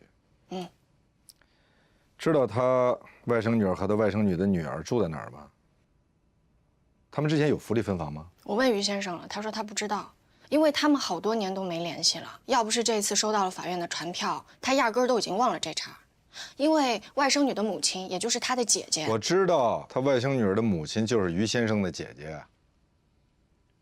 于先生的姐姐去世之后呢，他跟外甥女一家也就没有联系了，所以不知道他们的任何情况，包括他们住哪儿都不知道。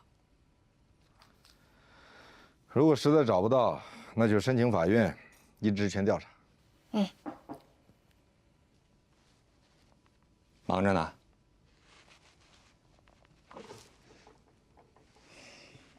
这个地方好局促啊！啊，还真的是在完成布置给你的作业呀？不然呢？你记住啊，只有小律师，没有小官司。再小的官司，对老百姓来说也是大事。好律师，我要知道你有这么高的觉悟啊，那我应该推荐你去做家庭调解员。你有事儿吗？你是来看热闹的吗？我是来检查作业的，啊，我要跟进度，你呢要随时向我汇报，以便于我了解掌握情况。哎，加油，加油，加油！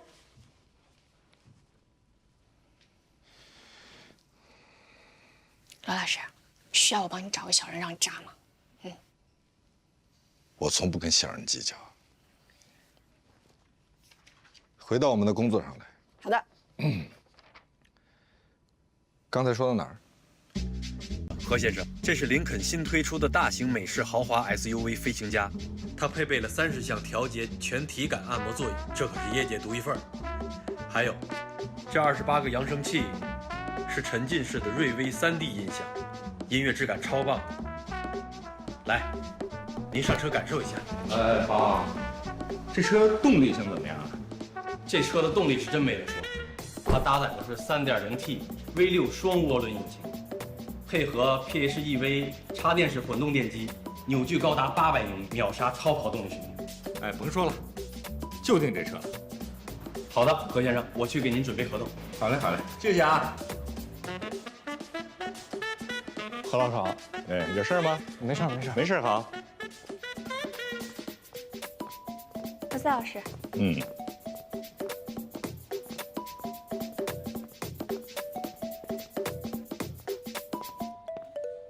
顾主任，你找我有事？为什么黛西的入职登记表上只填了姓名、性别、婚否、出生年月？因为黛西一直归罗宾管理，所有的助理、实习律师都归你管，罗宾的除外。现在他不能除外了。对呀，他现在不能除外了，我现在就去找他。为什么不是他来找你？他桌上的电话坏了。那也要他来找你。你现在是高级合伙人，所有事都得按照规章制度，不能像以前那样。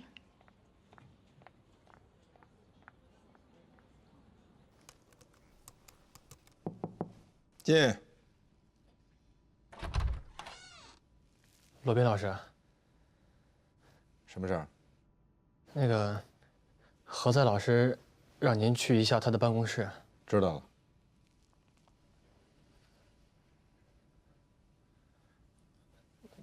何赛老师说，让您现在就去。你告诉他我现在有事儿。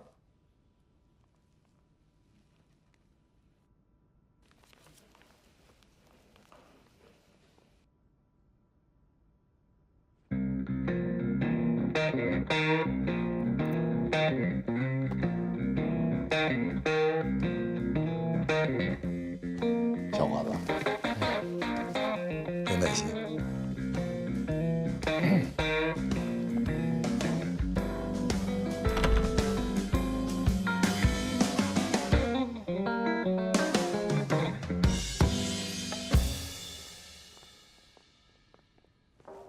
进。何赛老师，罗宾律师到了。啊，你去吧。啊。什么事儿？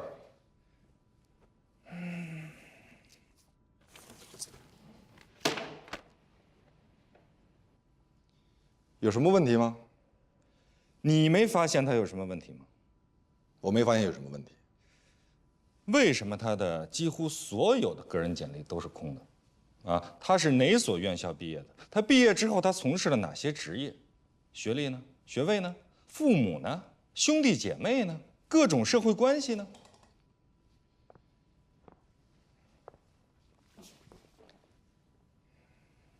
我不能告诉你。为什么？我怕负不起责任。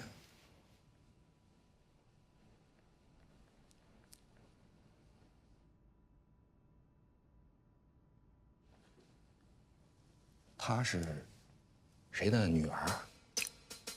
还是她是谁的女朋友？还是？我说了，我真的不能告诉你。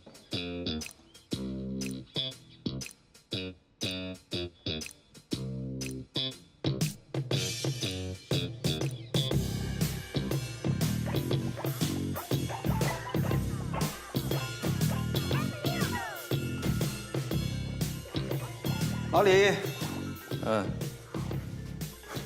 我开心消消乐呢。空几关了？又更新了。你来找我有事儿啊？以后你开这个车。哦。啊？你们顾杰当老大了，所以给你换辆车。哦。那什么，你把以前的车钥匙给我吧。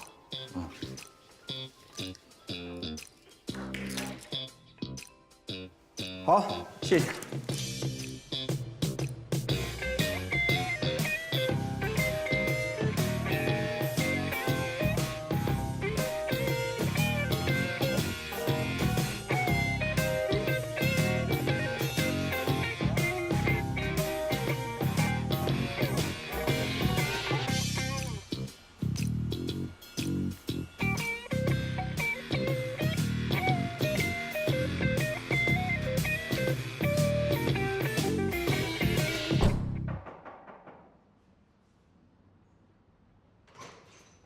哎，你好，找谁？您好，您好，不好意思打扰了，我是全景律师事务所的律师助理。这是我的名片，我们想要跟您了解一些情况。我们家没出事吧？没有。啊，我们就是想要问一下，您的邻居于先生，他家里是几口人住啊？老于家？对，您跟他应该是20多年的老邻居了吧？哎，说。开始他和他父母他们家一家3口住。后来父母过世了，一家3口住。就他们一家3口。对，一家3口住。那这期间有没有别的人住他们家呢？没有。哎呀，哇，这说每天上下午都知道。太好了。还有一件事，待会儿能不能请您帮我写个书面的证明啊？书面，没问题。哎呀，太好了！做什么用啊？不好意思，我先接个电话。你一会儿跟您说。你忙。喂。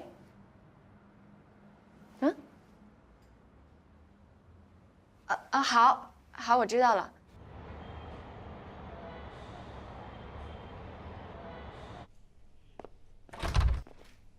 罗老师，晚上好。进来。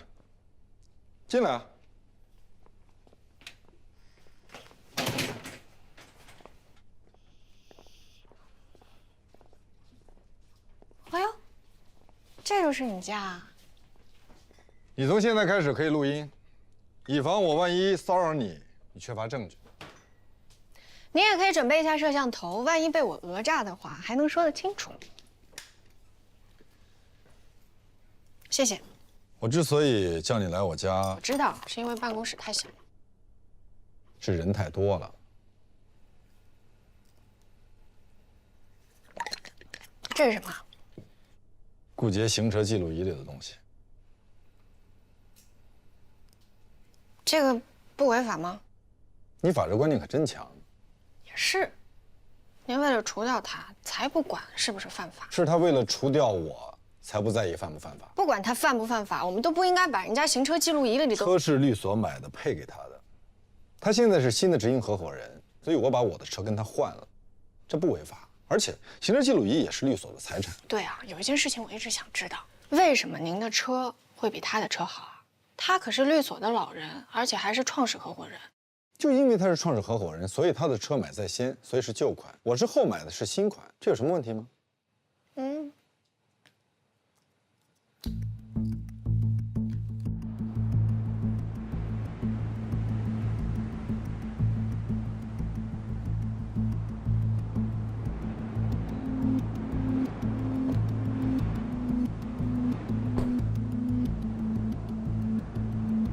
怎么回事啊？他们说原来的车旧了，给您换辆新的。好。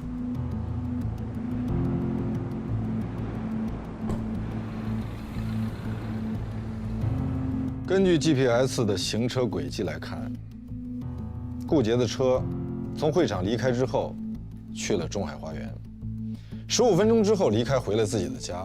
此前包括此后，他的车曾多次出现在中海花园。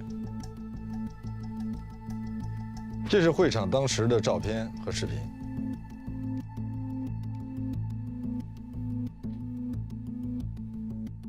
有没有他们离开会场上车以后的视频？恰巧没有，全是会场的视频。这个是当时参加会议的人员名单，全部吗？全部，被邀请的嘉宾、工作人员以及志愿者。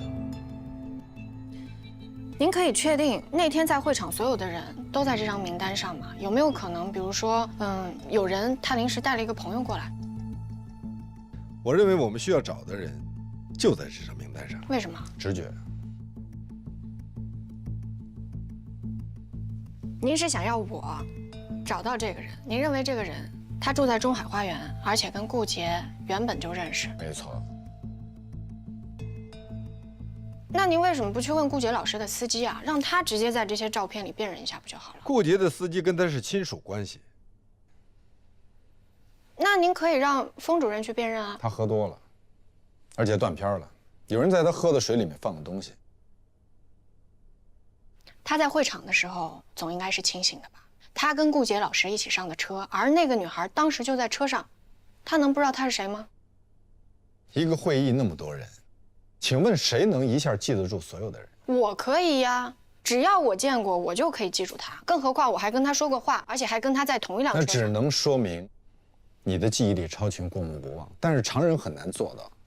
如果说这个人有脸盲症，就更加困难。您的意思是，封主任他有脸盲症啊？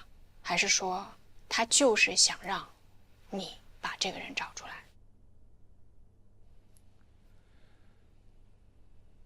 你是想说，找到这个女孩，我是受了封印的指使吗？那请问，封印为什么要指使我这么做呢？我知道，您和封主任跟顾杰老师有些矛盾，所以你怀疑我是想找到这个女孩，让她改口，然后给她一笔钱，让她调转枪口，给顾杰致命一击。我当然知道您不会这么做，但是我不确定封主任会不会。封印肯定不会。您为什么就认定他不会？你为什么认定他一定会呢？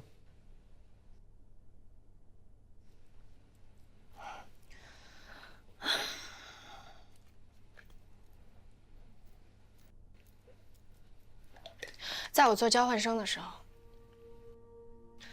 我说的是我们学校以前发生的一件事情。我们学校有个老师，他骚扰了一个女学生。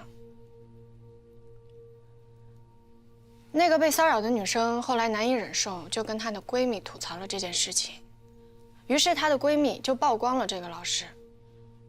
最后，这个老师的大弟子他找到了那个被骚扰的女生，给了她一大笔封口费，女生就改口了，而那个闺蜜就成了被告。而你就是那个闺蜜。陆漫漫那个账号已经永远关闭了。我还知道那个女生的名字叫林小玲。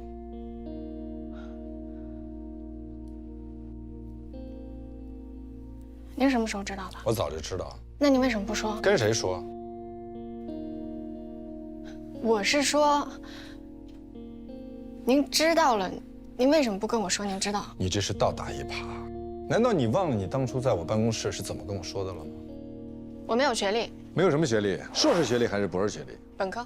本科都没有。我上过法学院，只不过是在最后一年实习的时候出了一些事情。什么事情？我不想说。想起来了吧？是你自己说你不想说。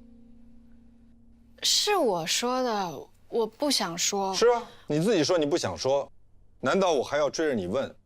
你不想说的那件事情我是知道的，是因为你多管闲事，然后被反咬一口，导致自己连学位都没有拿到，所以后来丢盔弃甲回到国内，一个人把自己关到屋子里，打了1年多的游戏，然后又心灰意冷的去卖了咖啡，认为大部分精英都是衣冠禽兽，认为大部分律师都是见钱眼开，再然后你就来了律所，准备行侠仗义，大杀四方。麦飞告诉你的，是不是 ？No。您认识林小玲？我不认识。那您是怎么知道的？虽然我非常讨厌循规蹈矩，但是我也总不会从大街上捡一个人来给我当助理吧？我总要知道他有没有犯罪前科，是不是对方的卧底。我对客户负责，我也要对律所负责。所以你就调查了我？谈不上。黛西，我们既然把话说到这儿，我正好要问问你。你说那个教授对林小玲进行性骚扰，你又不在现场，你仅仅凭林小玲的一面之词。我跟林小玲，我们从幼儿园就认识，我们当了一路的同学，我相信她说的所有的话。那么我跟封印也不是昨天才认识，我像你这么大的时候我就跟他在一起，我相信他，所以我认定这件事情他一定是被陷害的。那人家女孩为什么要好端端的陷害他？动机是什么呢？这就是我找你来的原因。你不觉得这件事情很蹊跷吗？按道理说，疑罪从无，这所有的一切的消息，都是来自顾杰，其他人一概不知。而封印如果不接受他的前提条件，那么就要被诉诸法律。所以呢，大家就莫名其妙的搞了一个投票，封印也就这么莫名其妙的下台了。所以你就认为这一切都是顾杰老师搞的鬼？当然，否则顾杰为什么坚持不告诉大家，那女孩是谁？她叫什么？她是干什么的？她的联络方式，她的家庭地址。如果我是他，我也会这么做。这是为了保护受害者的隐私，就像当年，我为了保护林小玲，不管我后来再怎么被动，我都没有说出她的名字。这件事情跟封印的事情完全不一样。你是为了保护你的同学，不愿说出受害者的名字，而封印这件事情，有没有受害者，到底有没有受害者，这个人都不一定。我们当然知道，肯定有这个人，包括封印，他也知道，他都已经去了人家女孩家了。我说了，他是被陷害的，他喝多了，他断片了。那他为什么要去人家女孩家？你这个逻辑好搞笑啊！比如说现在，这是我家，你在我家里，如果说我在你喝的水里下了东西，难道说不管发生了什么，最终的结果都由你自己来承担吗？行了，您别说了，我知道无论怎么说，您都会说是顾杰把封印给拉过去的，因为顾杰他就是封印下课这件事情的发起者和获利者。没错，所以我必须找到这个人。如果这个人存在的话，如果你找到了这个女生，那个女生跟你说封印确实做了，你怎么办？那就请给我证据。如果她拿不出证据呢？那就是诬陷。这种事情本来就很难拿出证据的。如果你不想干，你就明说，不用在这儿推三阻四。确实不大想跟人家当枪使。你说什么？当枪使？好，我懂了。良禽择木而栖。顾杰是不是承诺你可以选一个新的老师？他是这么跟我说过，但是我拒绝了。为什么拒绝呢？您希望我接受？你是想让我亲口说出我希望你接受吧？这样你就不用有内疚感和负罪感了吧？你居然认为我是这种人啊？那你是哪种人？我只不过想让你去搞清楚这个女孩到底是谁。你在这绕一圈子，我只能理解为你不想做。我确实是不想做，但是我不想做的原因绝对不是你想的那么的狭隘。那你说一个不狭隘的，我听听。作为一个女性受害者，你让她找出证据证明自己被一个男人骚扰过，更何况她是面对一个像您这样的有丰富法律经验和司法实践的优秀的律师，这真的太难了。稍有不慎的话，就会被套进去的。我为什么要套他？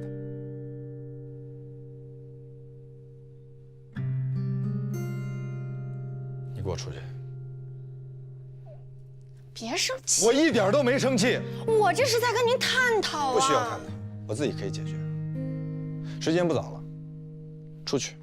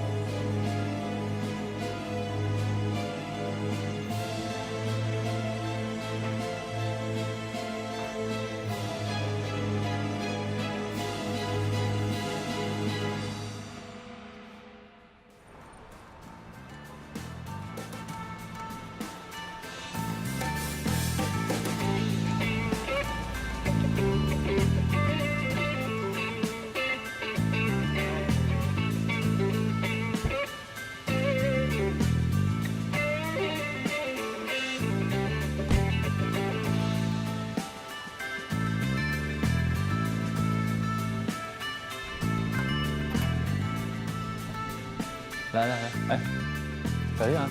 哎，慢点。好，小心啊！你要把封印挪哪儿去啊？都不是主任了，就摘下来呗。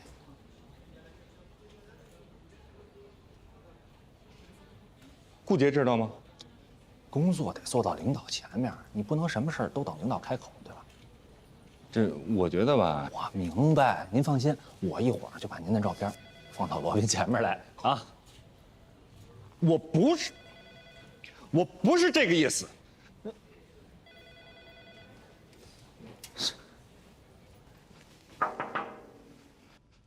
赵旭把封印的照片给摘了。封印也摘过其他人的照片。不，封印当时摘廖佳敏的照片，是因为廖佳敏她走了，可是封印现在并没有走人，他起码名义上还是我们所的顾问呢。所以他还占着本所最大的办公室。我以为赵旭他没有经过你的同意就……这种小事我一般不太会管。罗宾怎么样？问了没有？问了。黛西确实有背景。什么背景？应该还挺深的。罗宾说他不能泄露。胡扯！你去查，我还不信了。我认识罗宾20年了，他桀骜不驯，独来独往，谁的账也不买。可是对于黛西，说句实话，如果黛西没有什么背景的话，罗宾一个什么人都不忍的人，为什么要忍她呢？而且这姑娘刚刚到我们律所的时候，就得罪了最大的客户，当时把封印气个半死也没辙。我估计封印应该也知道她的背景。我说他怎么敢那么对我说话呢？哎，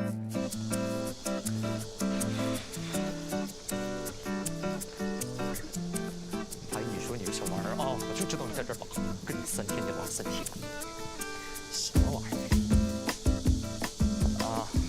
拔一下，哥哥。哇塞，您好辛苦啊！这大热天的，您还捡狗屎。那个，喝瓶王老吉吧，解解渴，休息一下。啊，您好，您不用客气，有啥事可以直说。是这样的，前2天呢，我们开车来咱们小区，不小心丢了东西，那东西特别的重要，所以我想拜托您，能不能带我去看一下监控啊？你把车停哪儿了呀？停哪儿我倒是忘了，但是我可以告诉你是哪天，然后大概是几点。你不是把车停咱小区访客车位上了吧？有可能。我就说，那个小五啊，来，这边盯着点啊。好哎。记得千万不能跟业主起冲突。没问题。您好，您请跟我来。谢谢啊。你别着急啊，就在这一块了。谢谢你们，辛苦了。没事儿。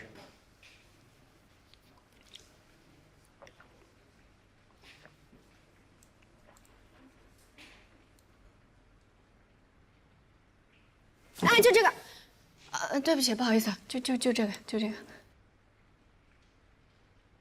慢点。他住哪儿啊？他住318吧？他叫什么名字啊？他叫什么我不知道，得给你查。但是我知道他在318，他家老有快递，你是不知道。什么？你不认识他呀？我认识后面2个，我们再往后看看，我们看看他们怎么出来的，好吗？不是，你怎么还要看人怎么出来的呢？丢的啥呀？戒指啊！我看我那朋友，他进去的时候手上明明戴着戒指的，我想看看他出来的时候有没有戴。我们往后看看。丢的戒指。你是怀疑这个男的把戒指丢在了这个女的家里？哎，对，我就是这么想的。哎呀，你这个……哎，我实话跟你们说了吧，我知道瞒不住。事情是这样的，我妈认识一男的，就是你们看到视频里的那个，我怀疑他有家室，所以我就想替我妈把关。我特别担心他会被人给骗了，所以让我往后看看好不好？等会儿，你说你妈认识一男的？是，我没有父亲，在我很小很小的时候，我爸爸就已经去世了，我就只有妈妈带着我，所以我跟我妈的感情特别好。你们不知道，我妈她特别纯洁。其实我也不反对她梅开二度吧，但是我总要帮她把把关，我得看看这个男的是不是有家室，是不是可以给她安稳的后半辈子，是不是？所以我求求你们了，让我往后看看吧，好不好？我真的很担心我妈妈被人给骗了，好吗？看，谢谢，谢谢。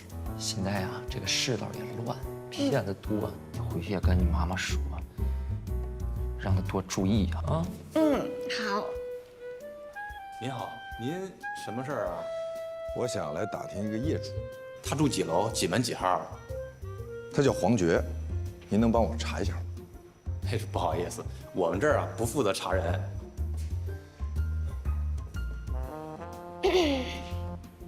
王经理，不是，你们俩认识啊？啊，他是我哥。你哥？不同父不同母的。啊？你居然骗保安？不然他为什么让我查电话？他叫黄觉。您怎么知道他叫黄觉？名单上有这个名字。名单上的名字多了。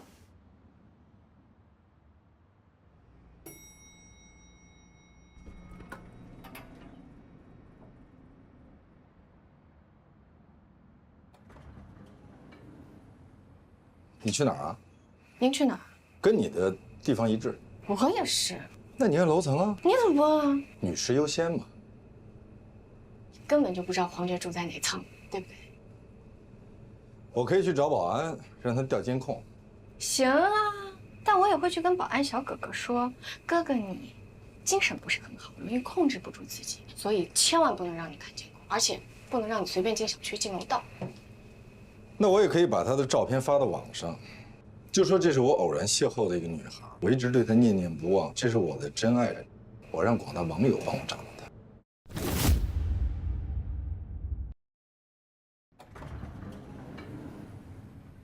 你去哪儿啊？您去哪儿？跟你的地方一致。我也是。那你按楼层啊？你怎么不问啊？女士优先嘛。根本就不知道黄觉住在哪层，对不对？我可以去找保安，让他调监控。行啊，但我也会去跟保安小哥哥说，哥哥你精神不是很好，容易控制不住自己，所以千万不能让你看监控，而且不能让你随便进小区、进楼道。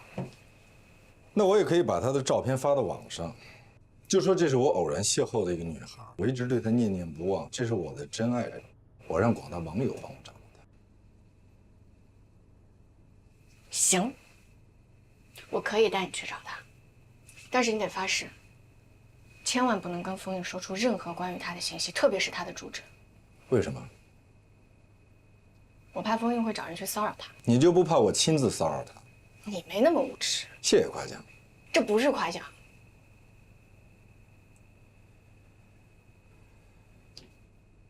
我们到底要在这儿站多久？你还得答应我一件事儿，无论什么时候你去找他，我都必须在现场。同意。你一定不能把我排除在外。你到底按不按电梯？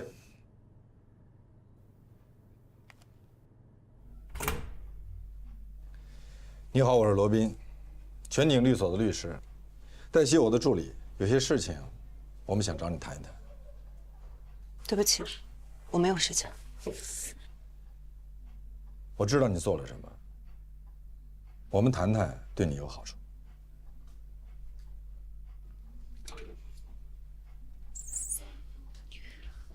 谈吧。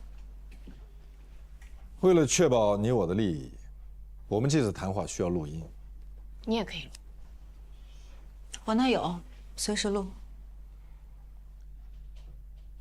那你一定录了公益之星那天晚上所有发生在这间屋子里的事情吧？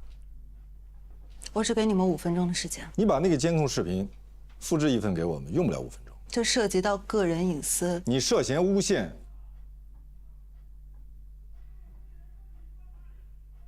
那你为什么不去告我呢？因为我认识12岁的你。那时候你还不叫这个名字。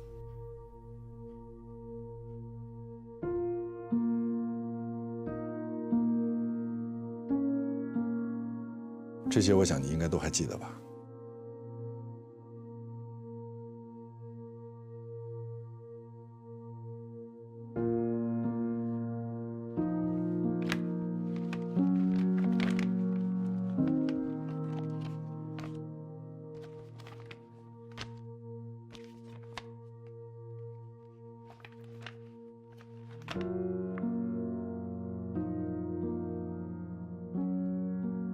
非常公平的讲，冯毅当时已经替你们争取到了最好的和解条件。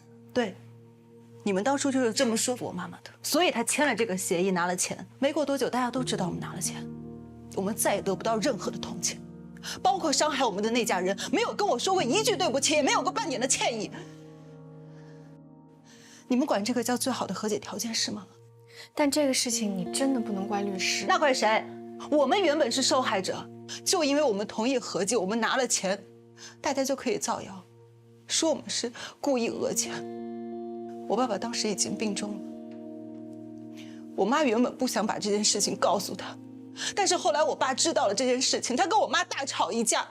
他问我妈妈，明明是你的女儿被别人给打了，你这个当妈的为什么会同意人家花钱了事呢？我爸连妻带病，没过多久就去世了。人活一张脸，我爸觉得他没脸可活。你真的不能把这笔账算在律师的头上？为什么不能啊？他们是律师，你出于对他们的信任和尊重，你签了字，为什么不能呢？后来我们尽量弥补了。你们的补偿就是建议我换一个名字，建议我们搬家，我们把房子卖了，但我还是被人认出来了。对。你改成了叫黄觉，当时是封印，让我陪你妈妈到派出所一起协助的。但后来你去留学，你需要一笔很大的保证金。那是我母亲找人借的。不，是封印让我打给他的。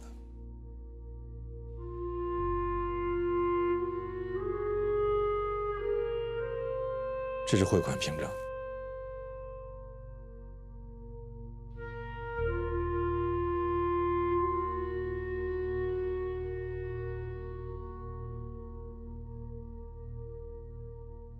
如果你不相信的话，你可以去问你母亲。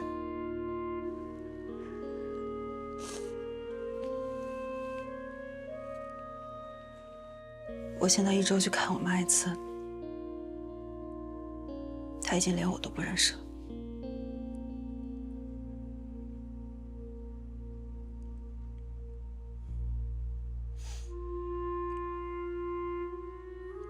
对不起。那我现在想请问，你知道了这一切，你可以还封印的清白吗？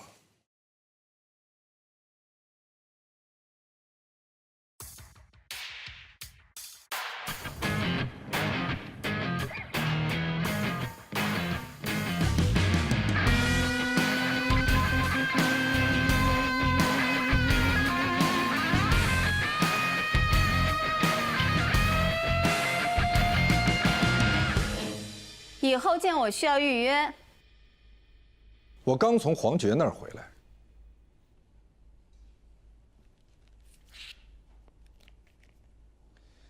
当时他的这个案子很轰动啊。这个案子是封印带你做的，你那个时候是他的跟班儿。我想请问你，为什么把封印骗到黄觉家里去？是封印自己要去的，我只是陪他前往。那你为什么不告诉封印，黄觉是谁呢？封印是办他案子的律师，他都没有认出来他是谁，我为什么要知道他是谁呢？对我而言，他只不过是一个热心公益的志愿者而已。然后我们一起去健身，共享一个健身教练。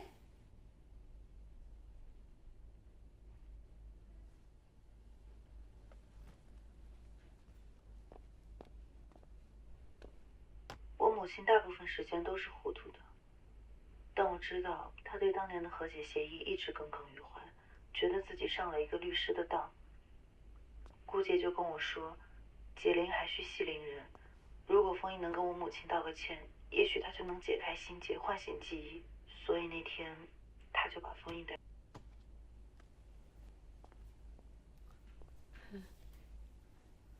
我可以理解为，你们收买了那姑娘，或者威胁了她。不可能，我和罗宾老师是一起去的，我们全程都录了音，绝对不存在任何的收买还有威胁。那我也可以解释为，你们在录音之前就已经完成了收买和威胁。我们没有，空口无凭。你说没有，我说有。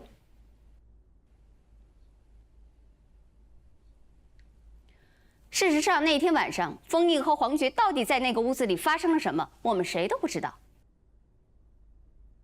好，我们大家来重新投一次票，2个选项。选项 A 就是你们说的这个版本，封印那天在那个姑娘家喝断片了，一个人安安静静的睡过去了，什么事情都没有发生。选项 B， 你们收买了姑娘，按照你们所需要的版本重新编了一个这样的故事，然后栽赃嫁祸给我。如果重新投一次票，你们猜大家会选 A 还是 B？ 我想提醒你，黄觉家的客厅有监控，卧室和洗手间没有，所以你还是无法证明到底发生了什么。那你知道这个是什么吗？这是你行车记录仪里的储存卡。你和黄觉在车里的所有对话都被记录在里面，包括当时封印昏睡过去之后，黄觉给你打电话，你当时就在车里。你跟黄觉说不用担心，也不用送他去医院，因为封印喝的断片酒是你给他喝的。你还让黄觉好好想一想，到底要让封印付出什么代价，才能告慰他父亲的在天之灵，以及他和他母亲所承受的全部不幸。如果再投一次票，我倒是可以在投票现场播放一下，你觉得大家会相信谁？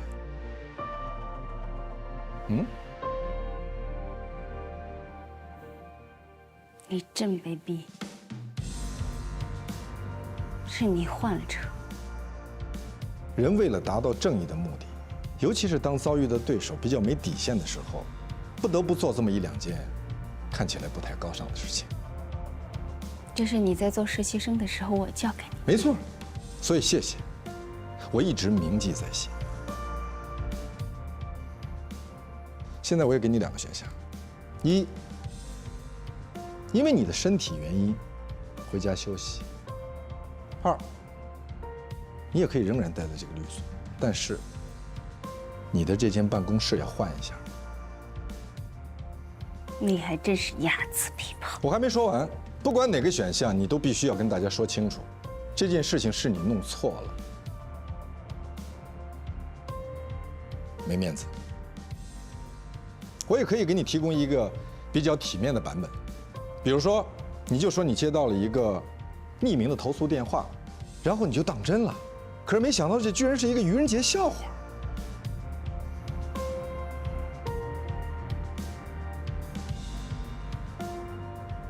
现在，你应该去封印的办公室，郑重地跟他说一声对不起。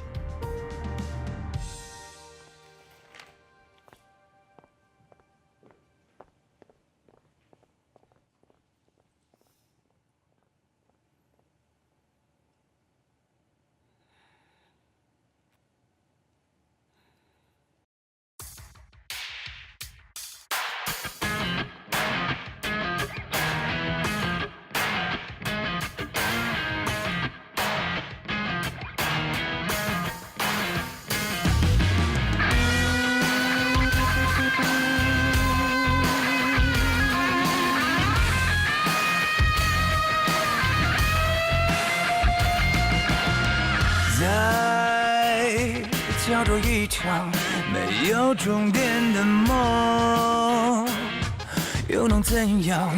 硝烟从未散场，又怎样？突然百孔千疮。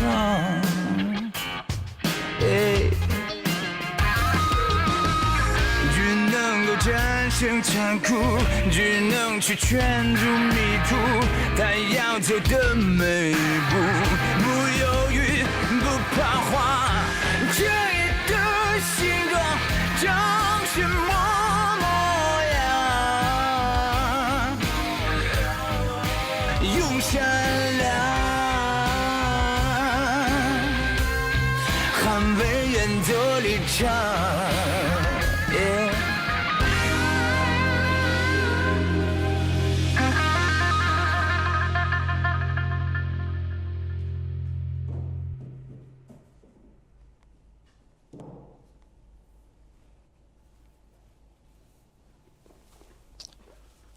其实你可以不走，搬到楼下储物间，你也可以不搬，写个检查。不用不着。那你要怎么样？人非圣贤，孰能无过？你是围棋高手，你靠对方的错误赢棋。不，你不了解围棋。我了解你，你会逼着对手犯错误。是你给我挖了个坑。是你逼我给你挖坑。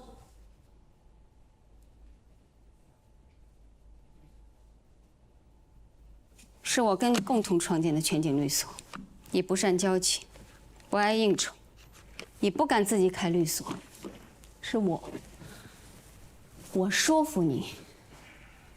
我跟你说，我最大的优势就是交际。那个时候，我们接了很多其他律所不敢接的案子。我们最大的困难不是接其他律所不敢接的案子，打其他律师不肯打的官司，我们最大的困难是缺乏案源。没有人愿意相信一个刚刚成立的律所。是，在日常生活当中，打官司是个低频事件，即便你服务的再好，即便是打赢了，也很少有回头客。谁愿意3天2头打官司呢？所以，是我去应酬，我去交际，是我去争取企业客户，争取做他们的长期法律顾问。最早的那批客户都是我争取来的。所以啊，在律所的墙上，我说的是过去的假账。你的名字和我的名字排在第一排，第一排只有你和我。后来你开始排挤我。我没有。你有，你在律所有威望，有地位，人人都会巴结你。我呢，罗宾把我的客户抢走了，你说什么了没有？罗宾没有抢你的案子，是你的客户不满意你。你以前从来不会这样跟我讲话。我以前，你以前仰仗我，依靠我，信任我，需要我。现在呢，你有其他人可以仰仗，可以依靠，你也没有再那么需要我了。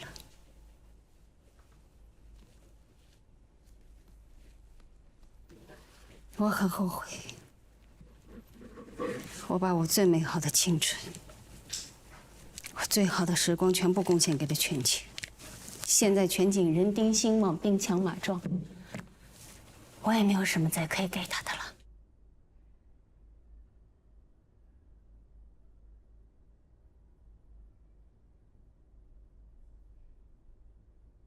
你什么时候想回来？随时。我想带走愿意跟我走的，只要他们愿意跟你走，我绝不拦着。谢谢。那我就把辉耀、东方江和几个客户都带走。不行。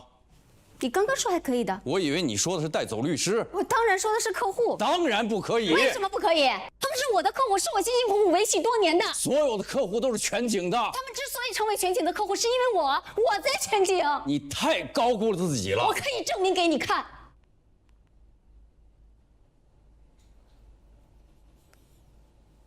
我还是那句话，你什么时候想回来，我依然欢迎。罗老师，有件事情我一直不大明白啊。16G 的行车记录仪最多也就记录100个小时，就算是64G 的，也就最多是400个小时。所以呢？您说顾杰老师的行车记录仪记录了他和黄觉所有的对话？是不可能的。那您当时？我赌他不知道。那他万一知道呢？不存在这个万一。为什么？因为他是顾杰。你的意思是他蠢？不，我是说他没那么坏。什么意思？不够坏的人做了坏事儿会心虚，因为他知道自己做了坏事儿。所以只要你跟他说，行车记录仪记录了他在车里的一举一动、一言一行，他的脑子马上就会去扫描自己在车里说过的每一句错话，根本没有内存来反映正常的行车记录仪到底能记录多长时间的内容。对哦，是啊是啊。你那个外甥女告舅舅的案子进行的怎么样了？我找过王立川好几次，他都不搭理我。不搭理你，不是你见不到对方的理由。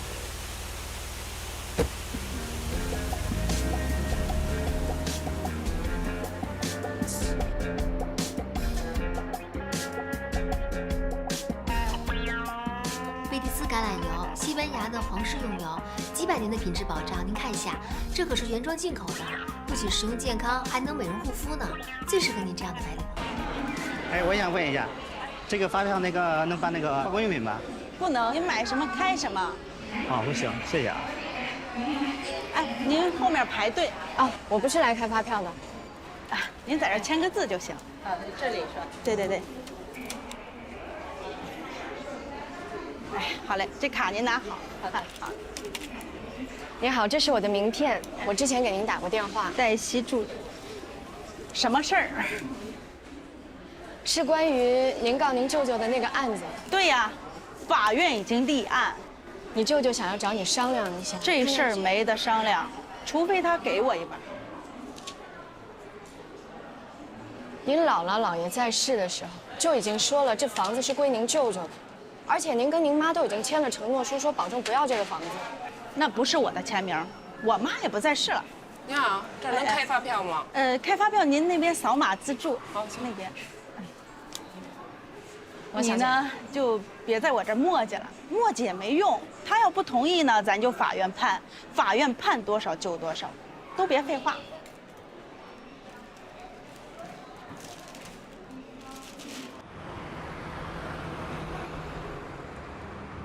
妈，喝水吗？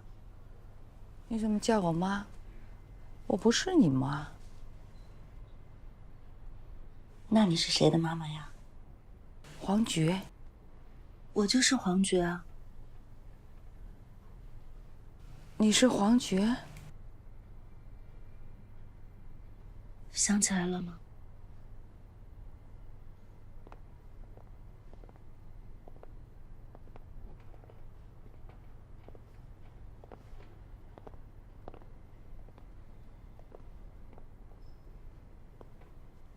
妈，您还记得他们吗？记得。他们是律师。你们来干什么？大姐啊，我们今天来是向您道歉的，我们当年考虑的的确不周全。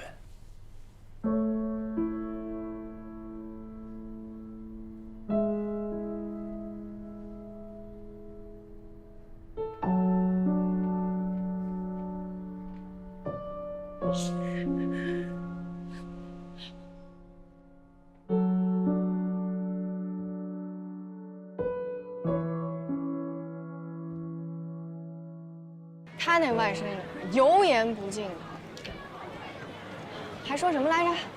啊，说什么那承诺书根本就不是他写的，签字都不是他签的，还非说自己的户口在那儿，要分走一半。这什么呀？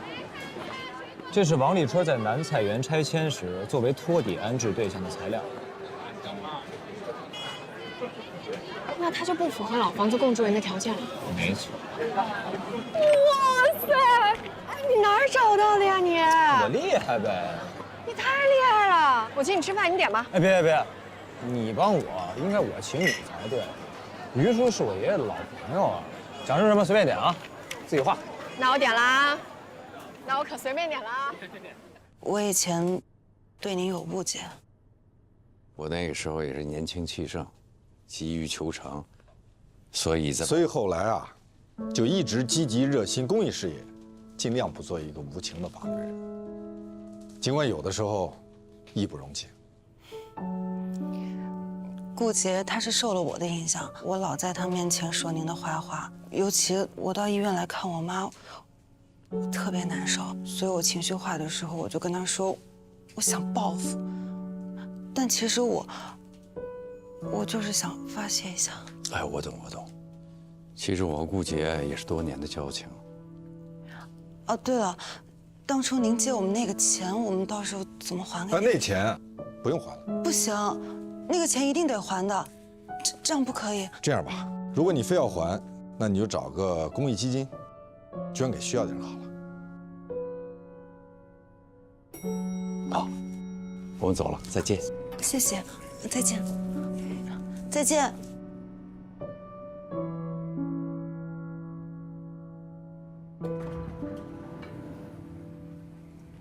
别装傻，怎么回事？什么怎么回事？不是你借给他妈妈那笔钱，没怎么回事。说，您还记得他妈当时老到咱们律师所去找您，您让我接待的吗？我记得。然后呢？他就跟我说，虽然房子卖了，搬了家了，名字也改了，但是还是老被别人挖出来，不得安宁。所以他就想带着女儿出国留学，但是还差点钱。你就借给他了？事实上，我是跟他说，咱们帮他筹集了一笔捐助款。多少钱啊？干嘛？你要还我？不是。你当时哪来这么多钱啊？我结婚的钱。我知道蓝红为什么不嫁给你了。我没这么伟大，是蓝红不嫁给我在先。你一气之下就把那笔结婚的款子给捐了，反正留着也没什么用。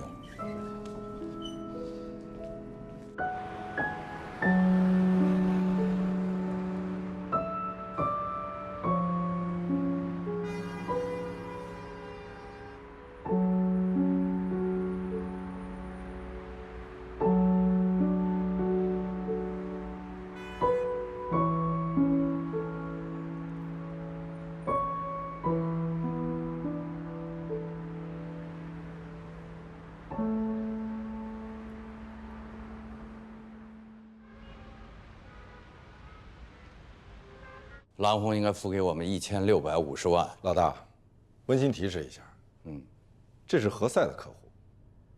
何塞已经去了律师函了。那对方怎么回复？没回复。没回复。我们的法务没有跟对方的法务联系吗？对方是个家族企业，她老公是董事长，她老公的弟弟是 CEO， 法务总监是蓝红。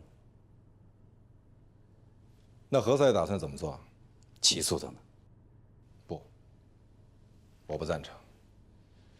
律所起诉自己的客户，这是两败俱伤的事儿。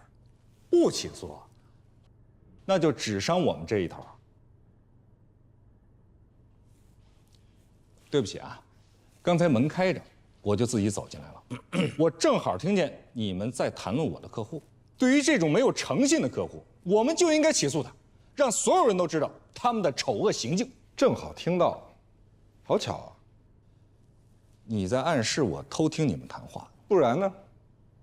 你正巧经过？我还真不是正巧经过啊，我是来找封主任，我做一些必要的解释。我和罗宾正在谈事儿，你急吗？这不妨碍。我跟您说什么了，罗宾都会很快的知道。你们之间没有秘密。阿伟，别走，坐。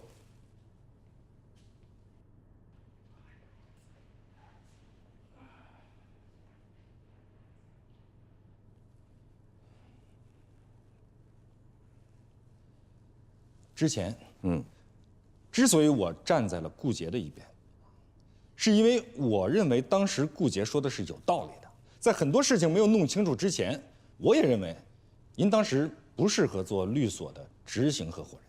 现在呢，事情都弄清楚了，啊，您也官复原职了，这是皆大欢喜。你想解释什么？我没听出来啊。我认为我站在顾杰的那一边，当时是没有错误的，现在来说也没有错误，对吧？但是如果您认为我错了，或者您认为那是我的污点，或者您觉得我就不适合再留在全景了啊，或者是您想杀鸡给猴看，那好，我可以离开全景。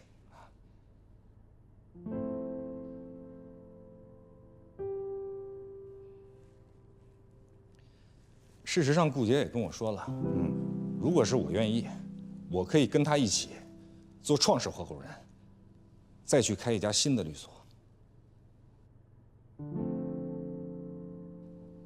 何在，没有人想让你离开。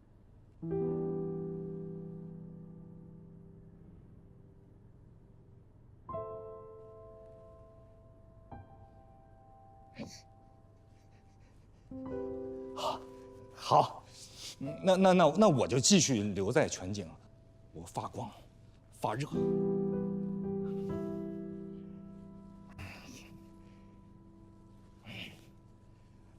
针对这1650万，我认为必须要诉诸法律。对于这种流氓无赖客户，我们绝不能退让，必须起诉。不能起诉。大公律所起诉客户就是前车之鉴。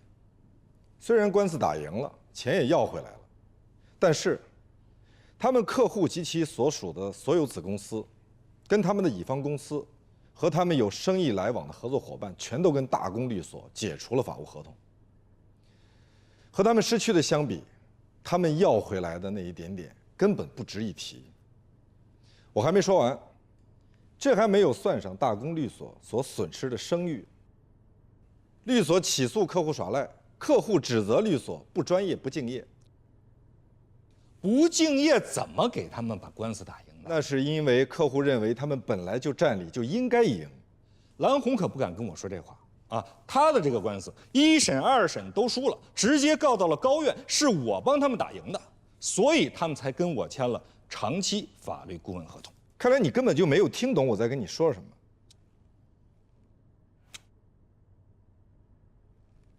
我也不赞成贸然起诉。蓝红手上有几百亿一个案子，1审、2审历经数年，不单纯是一个资金的问题，他们一直打到高院就是想赢，而且不计成本。想想啊，这么一个大集团公司，最看重的就是他们的声誉。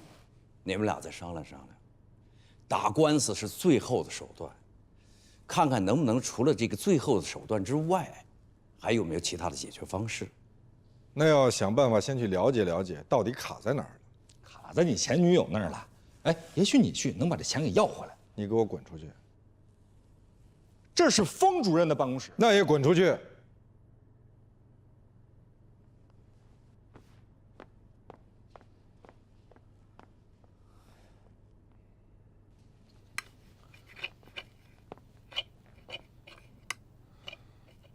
刚才赵旭来找过你，什么事儿？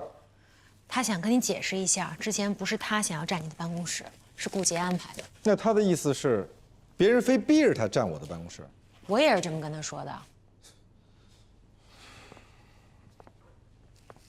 你怎么了？没事儿。你不想说就算了。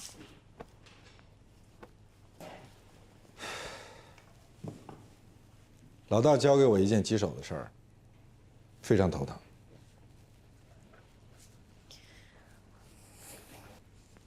蓝红，我就知道这个案子兜兜转转，最后还是会绕到你这儿。你有什么建议吗？我听说她老公病了，病得不轻，真的病了，都住医院了。他们家的买卖是一个家族企业，旗下有好多家公司。她老公占60%的股份，她老公和她前妻有一个儿子，已经成年，占20%的股份。她老公还有一个弟弟，一直负责公司的运营工作，也占20%。那蓝红呢？她不占股，名义上她是公司的法务总监，但是她并没有实权。蓝红生的是一个女儿，我听说她老公家重男轻女，每年春节她老公都要回到她家族过春节，就是和她的弟弟那一家，还有她自己的儿子。蓝红都是带着她女儿到她娘家去吃年夜饭。那要账这事儿，人家老公都进了医院了，在和病魔做斗争，你现在去要账好吗？合适吗？再加上你们俩之前还有那么一段。我敲门了。我听到了。我刚才给你前女友打了一个电话，鉴于她是她老公公司的法务总监，以及她老公是董事长，所以我跟她说我们要当面沟通。我们？对，我们。我跟她说，我和你，我们一起去拜访她。哇哦！为什么哇哦？祝福你们啊！预祝你们旗开得胜，马到成功。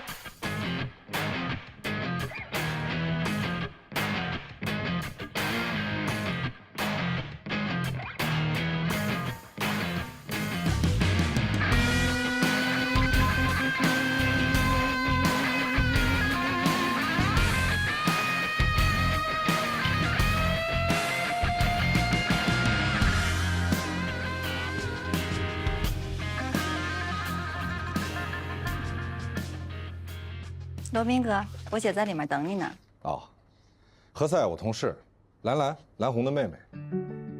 我们总算见面了。是这样的，我现在呢是我姐姐的助理，何塞先生呢一直管我们公司要账，所以一直给我们发邮件，都是我来回复的。那你们可以直接留个联络方式，直接联系。啊，我们拿电话，我们继续留吧。哎。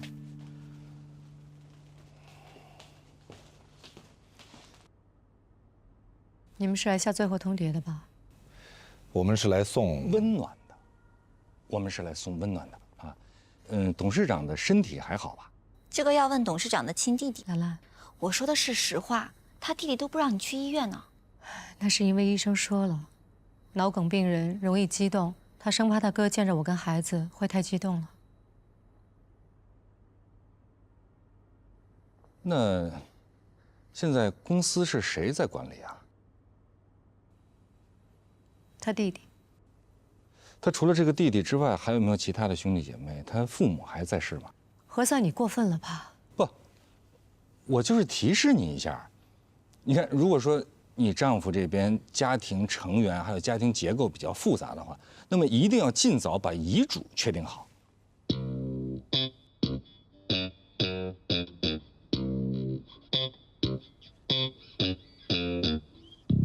罗宾，我说的有道理吧？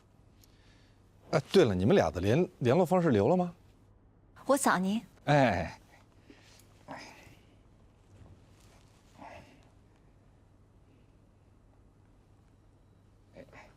姐，我觉得何塞律师说的对，您是应该把遗嘱的事情提上日程。而且这个遗嘱吧，一定要做个公证啊，一定要有见证人。像我们律所呢，也有这方面的业务。这个有些老板吧，提前先走了，然后家里边呢就打成了一锅粥。这一打官司会打很多年，这种事儿咱见了很多。兰兰送客。不，我还没说完呢。尤其像你们家这种市值100亿的家族企业，一旦打起，你们不就是来要钱的吗？那还何必绕那么多弯子，假装关心我、关心我老公呢？我现在就告诉你，公司所有的事情现在都是他弟弟在管，他亲弟弟。有本事你就找他弟弟要，我把电话给你。你有本事把刚才说的话当面再跟他说一遍。我跟他说立遗嘱的事儿，他一定会感激我的。不好意思，我们先回了。你多保重，也祝你先生早日康复。我没说完呢。你说完了。不是，哎，我真没说完。真说完了。我姐姐最近喜怒无常的。能理解，能理解。那我跟兰兰再说两句。您说。他见了美女就拔不动腿，而且，不，你陷害我。说起来没完没了。您记得微信给我通知。好的，会通过的。好，留步。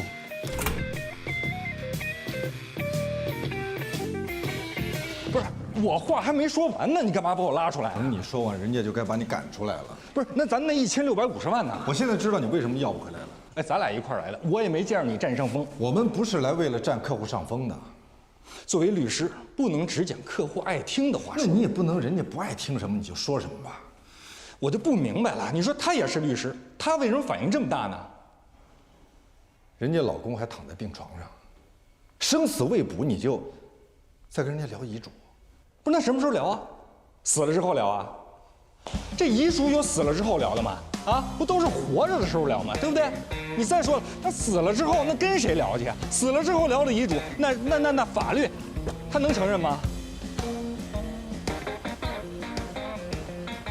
哎，你什么意思？你以为我这给你开车门呢？需要给你小费吗？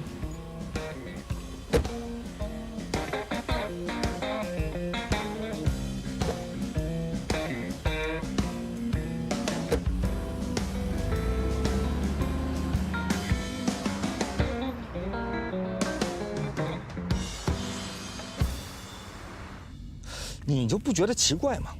一般情况，这老公生病了，按常理哈，人之常情，那都应该是妻子到医院去照顾老公。可是他们家呢，居然不让蓝红到医院去看丈夫，那是人家的家务事儿。我不同意你这说法。这婚姻法和继承法管的都是家务事儿，但那说的是发生纠纷以后。一名好的律师就是要帮助客户在纠纷发生以前避免纠纷。帮助客户的前提是要得到客户的认可。如果客户都不接受你，我不管他接受不接受，我就是要尽到一个律师的责任和义务，尽到必要的提醒义务。结果就是你被赶出门外。赶出门外，那是你看到的假象啊，真相呢？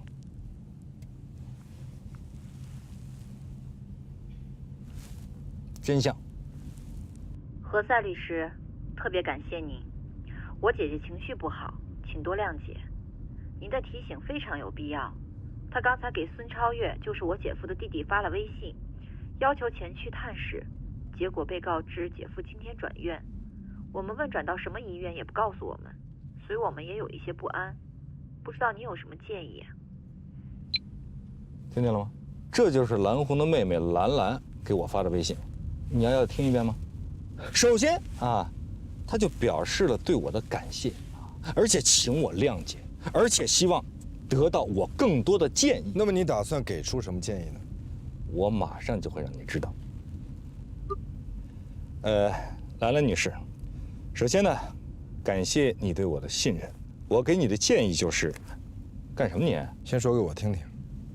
我为什么要向你汇报啊？我为什么要向你汇报？我为什么要向你汇报？那你的意思是，从今以后咱俩各干各的，谁都不管谁？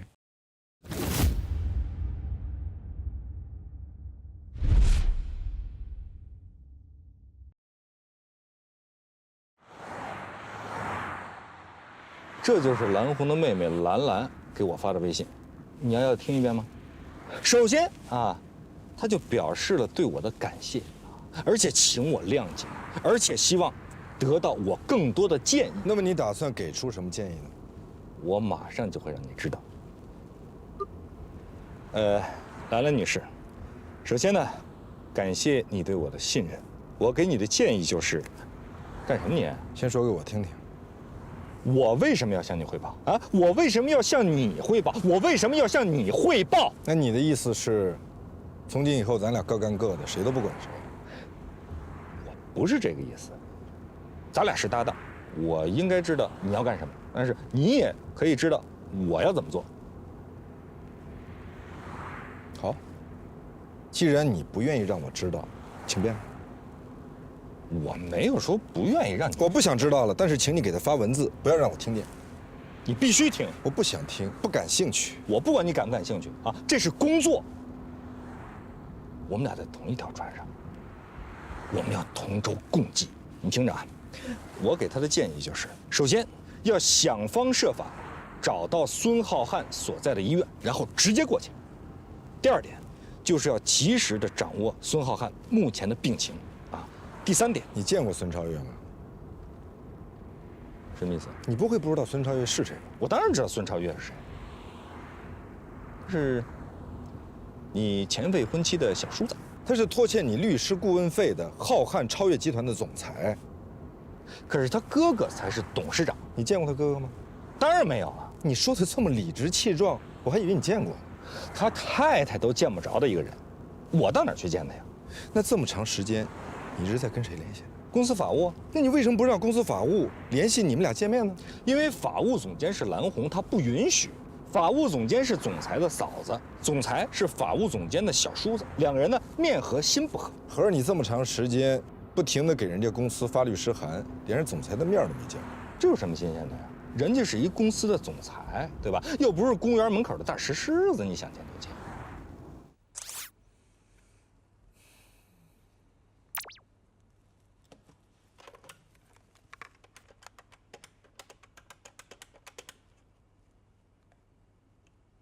喂，丽娜。喂，现在说话方便吗？何塞律师在我车上，你说。孙超越最近半年的日程都是满的，但是我知道他每周的今天刚好打网球。我跟他的网球私教刚好认识，他是极客上网球俱乐部的红人教练。太好了。那麻烦你跟你的私教说一声，也帮我约一下场地。刚巧今天我也想去打一场。已经约好了，今天晚上6点半到8点半你们会碰到，待会儿我就把地址发给你。谢谢。会打网球吗？什么意思啊？带你去见公园门口的石狮子。见公园门口的石狮子跟会不会打网球有什么关系？因为石狮子都去打网球，石狮子都是滚。你是说去找孙超越加9分？如果直接反映出来去找孙超越，就是10分。我们可以直接就去找，减1分，因为这样会出卖丽娜。那你的意思是说，我们假装去找他，然后在那儿邂逅，加10分。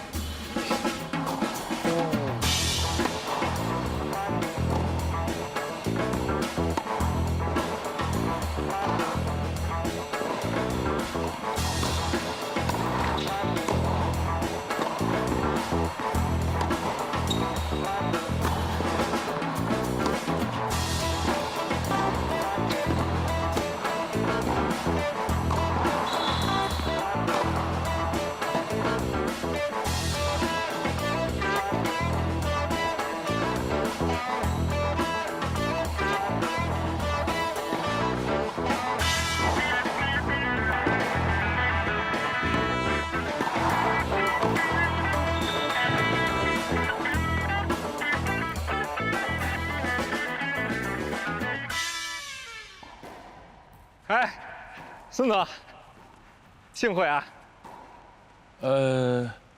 我是全景律所的高级合伙人，我叫何赛。我们之前认识吗？我替你们公司打赢过官司。我们公司啊，从来没有输过任何官司。是这个史上汽赔偿最高额的那个案子，神反转的那个，1650万的。不好意思啊，我们也不认识，各玩各的。怎么了？啊，没事，我们接着打我们的。我们俩打一局吧。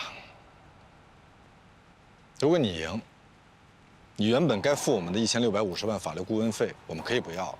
我赢，你们就必须履约。那你可惨了，你大概不知道我们孙总这是专业级的吧？你现在反悔还来得及哦。我要是不跟我哥做生意呢，没准啊，我现在靠这吃饭。巧了，我也是。本来我也是可以靠网球为生的，但是后来不幸学了法律，只能靠打官司为生了。君子一言，驷马难追，一言为定。不是，哎，什么一言为定？我友谊第一，比赛第2啊！哎，他们要不履约的话，咱可以告他，一告就一个准儿。咱别这么意气用事，行不行？坐下，等着收钱吧。不是。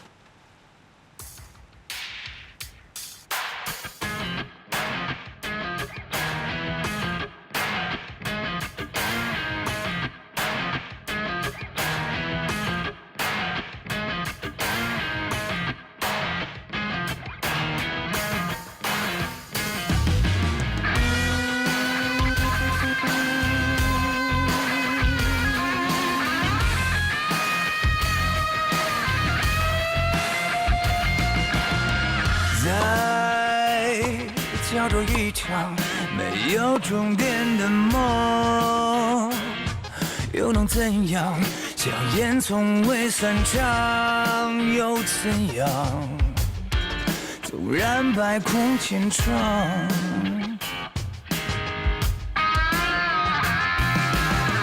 他全力对抗，理论逻辑思想。相互碰撞，字典形容公平，让证据揭开最后真相。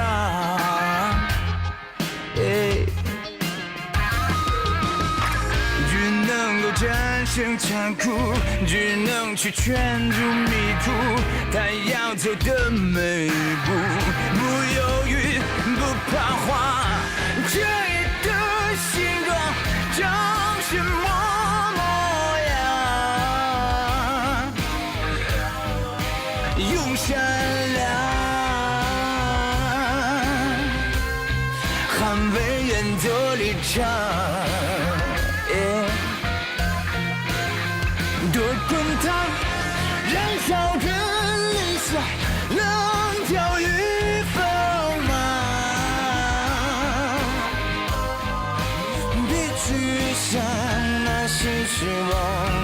笑，都终将绽放，终将绽放。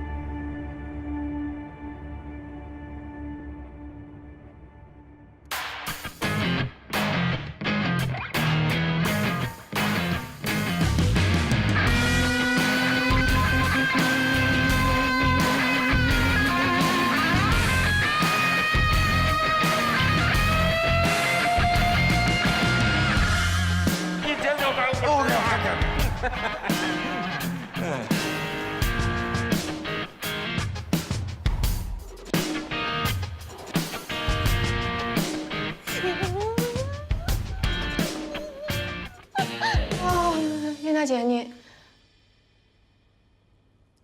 办公室体操，有助于颈椎、腰椎，防止劳损。啊，有空我教你啊。啊，我先上个洗手间。你上完我教你。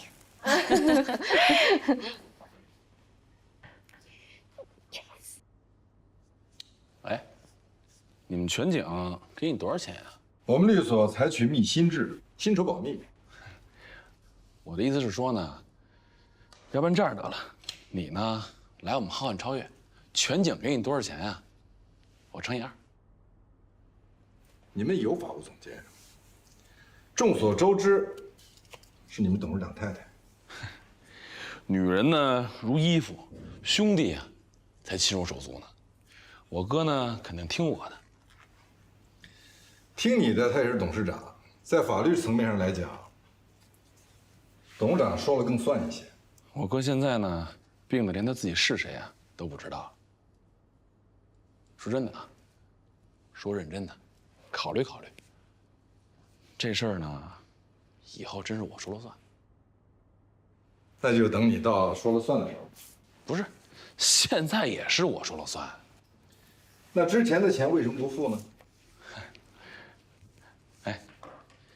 ？1650万，对于我们来说真不是什么大数目。不是什么大数目，为什么拖到现在还不付？董事长太太趁着董事长病重的时候让他签的这个，这事我问过律师了啊，在法律层面上，这没有任何的法律效力。这人要言而有信啊！你刚才可是输了，打个赌，那么认真干嘛？玩笑而已嘛。君无戏言，我又不是君，我就是一个小总裁。总裁是干嘛的呀？那就得学会灵动。灵动呢是一种商业品格。要是没有这种灵活的商业品格，那怎么当老板呀？你现在还不是老板呢啊！你们董事长叫孙浩瀚。你们挺默契。当然，我们是搭档。搭档，那你们俩谁听谁的呀？我们步调一致，配合完美。你俩怎么不去说相声呢？哎，我跟你说，你不能说话不算数啊！你刚才输了可是。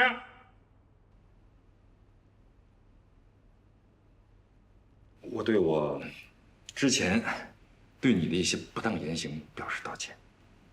你指哪些？我有点想不起来了，但是我现在有点小激动，因为丽娜她跟我说，她说其实你从内心来说还是尊重我的，而且你对我的专业呢也是非常认可的，但是我始终表示怀疑。但是刚才你说的那句话，说咱们俩是搭档，配合完美，你负责配合，我负责完美。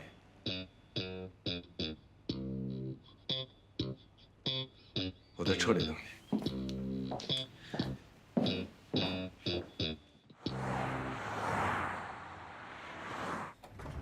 哇，黛西，果然是你！你，小雨，孟小雨，你认不出我来了？孟小雨，我就是胖了20多斤，我真的有点没有认出来。你来干嘛？我来找你的呀。找我？那这是你的名片吧？我当时还在想，不会是同名同姓的吧？你们不上来呀？我们聊点事儿，你先走吧。哦。正忙。来找黛西呀？我跟他是大学同学。这胖妞是谁呀？你们认识啊？谁？正忙啊？之前考研的时候，我俩上过一个补习班，他考上了，我没考上。他之前还追过我呢。追过你？你这什么表情？不是，我的意思是，他追过你，可是我看你们刚刚的样子好像不是很熟啊。我当时很瘦的好不好？不过话说回来，你怎么会有我的名片啊？你好好想想，你最近都把名片推给过谁？王立春。巧吧，我是王立春的律师。不会吧？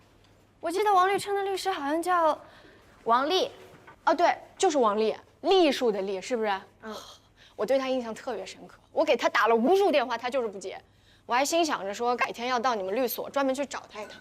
找不到啦，他跟我们老大闹掰了，走了，所以现在王立春到我手上了。走了？哎，黛西，咱班同学你还有联系吗？没有，我也没啥联系。我前段时间碰到林小玲了，穿的珠光宝气的，当时加了个微信，也没怎么聊。她现在怎么样了？我不知道。你怎么会不知道？你们俩那时形影不离的。听说她嫁得可好了，朋友圈每天各种晒娃，幸福的不要不要的。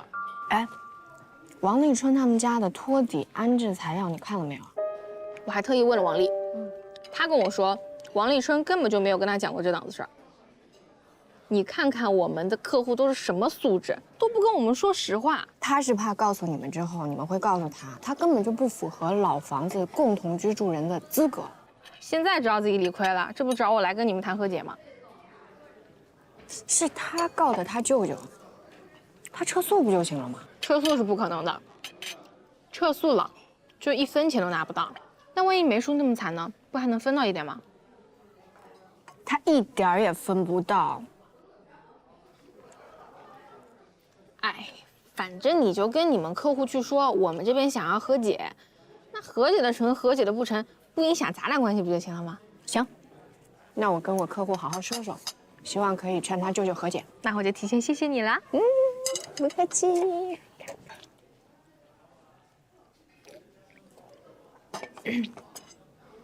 对了，黛西，我听说你们主任酒后无德。如果真的有这个事儿，他怎么可能还会是我们所的主任嘛？我听说给人家女的好多钱呢。哦，你听谁说的？我们锁了王丽啊。啊，现在已经不是我们锁的了，刚走。他是怎么知道的？他当然知道了，他现在跟顾杰是合伙人，俩人要一起开个新律所，轮流当主任。这世界可真小。哎，黛西，顾杰他人怎么样？我跟他接触的不多。啊，他还跟我说让我去他们那儿，说准备给我介绍个大客户。我觉得他说的话吧，你最好还是打点折扣。我这不也担心嘛，所以来问问你，看他们靠不靠谱。那他有没有跟你说是哪个客户啊？光瑞。不可能，光瑞是罗宾的客户。对啊，我也纳闷呀。你说我去到他那儿跟这边一样，甚至于还不如这边，我这不踏空了吗？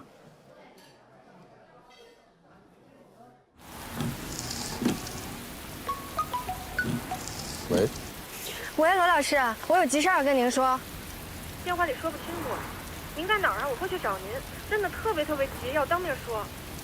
我大概10分钟以后到家。好的，罗老师，那我现在就过去找您。好。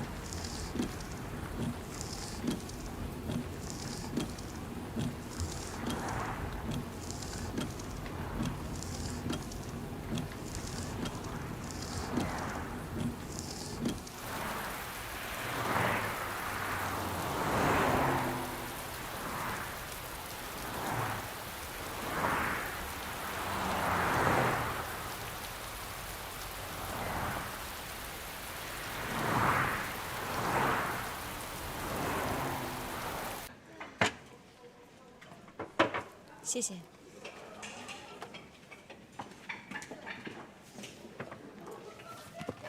谢谢。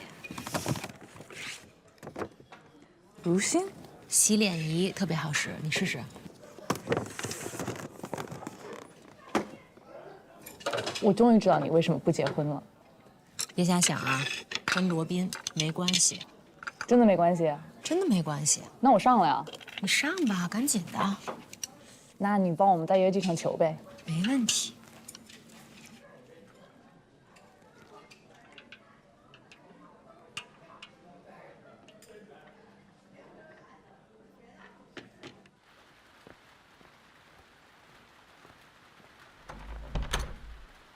罗老师，进来。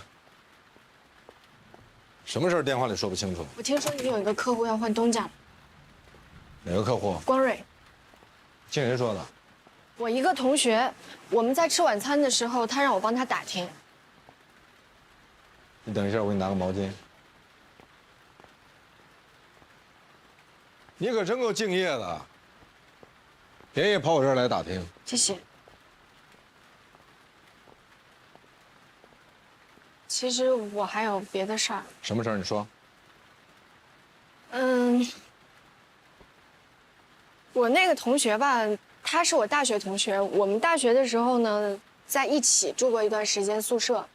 然后，我不知道为什么他今天忽然就过来找我，然后遇到高峰，他俩就互相加了微信。说重点。重点就是，高峰跟他加了微信以后，就一直在问他说是什么学校的，哪个年级的，然后问说班级的同学都在干什么，连人家前男友是谁都要问。你到底想说什么？我还没听懂。我其实你为什么这么紧张呢？你是怕他会说出来你没有学历，没毕业。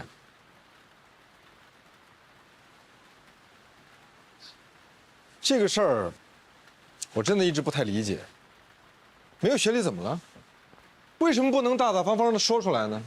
我就是没学历，但是只要肯努力，可以继续学呀，可以继续考啊，这有什么问题吗？我真的不明白你在担心什么，你怕什么呢？我是怕。怕什么？说出来，我们一起解决。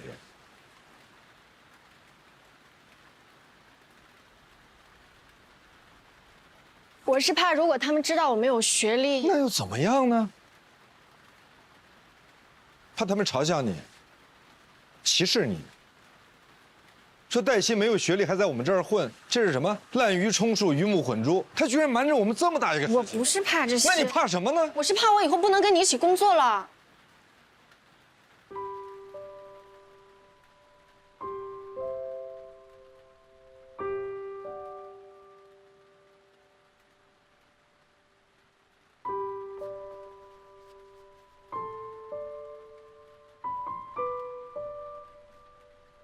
淋了雨会感冒的，喝口酒吧，可以去寒。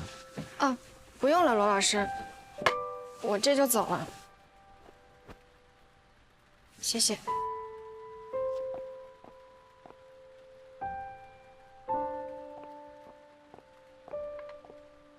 你等一下。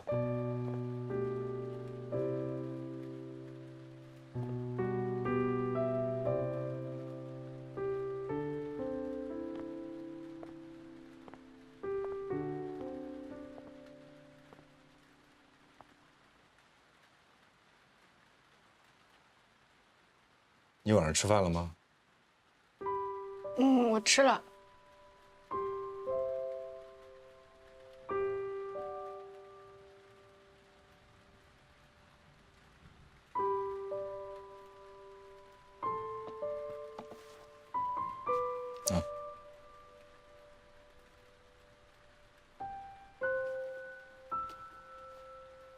谢谢。到家以后给我发个微信。好。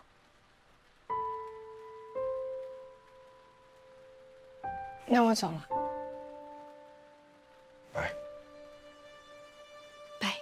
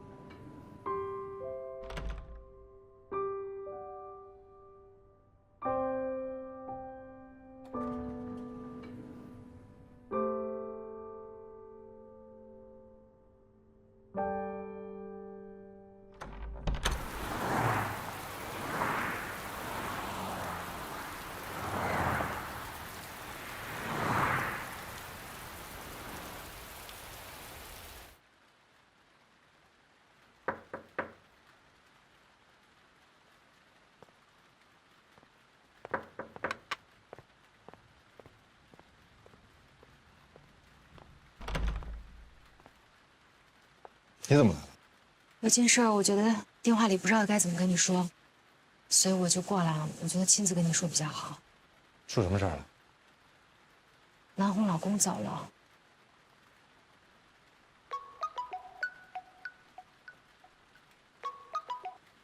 喂。哎，罗斌，我刚才接到兰兰的电话，说她姐已经接到正式的通知了。说孙浩瀚已经去世了，兰红当时就晕倒了，我现在正往他们家路上去呢。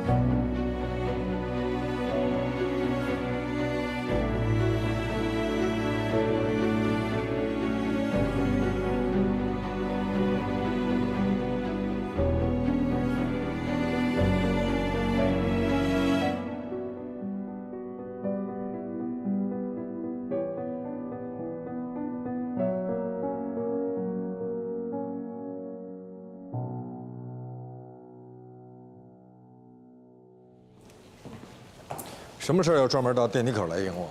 封印今天脸色不太好，那他肯定是又听到关于他的流言蜚语了。他一来就问我你今天有什么安排。他不会占用我一整天的时间吧？反正他让我把你今天的安排都取消或者给黛西。黛西呢？他还没有来。我都到了，我的助理还没来。他可能是去。他一来就告诉他来找我。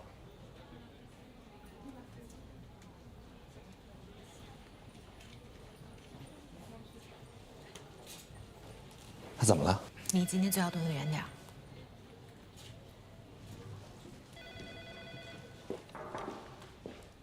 啊，来，今天一早，光瑞给我委婉地表示，他们不打算做尽职调查了。说理由了吗？就说先缓缓，高层有分歧。我去跟他谈。你打算什么时候跟他们谈呢？您希望呢？立刻，马上，现在。可是浩瀚超越那边，我已经交给何塞了。何塞搞不定孙超越。孙超越相对于光瑞来说，就是芝麻和西瓜的关系。我不明白您为什么要这么紧张呢？你就没听说什么风声吗？您是胜利者，他们是失败者。作为胜利者，您要有雅量，容忍失败者说三道四。我不能容忍他们跑到光瑞那里说三道四、挖墙脚。放心吧，我跟光瑞的关系亲如兄弟，他们挖不走。煮豆燃豆萁，曹丕和曹植也是兄弟，是亲兄弟，不是如兄弟。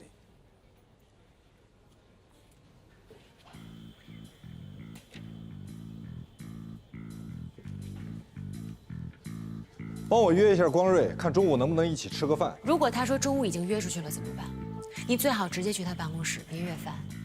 那你问一下。他在，我已经问过了，他一天都在。谢谢，麻烦帮我跟我司机说一声。车已经在楼下等你了。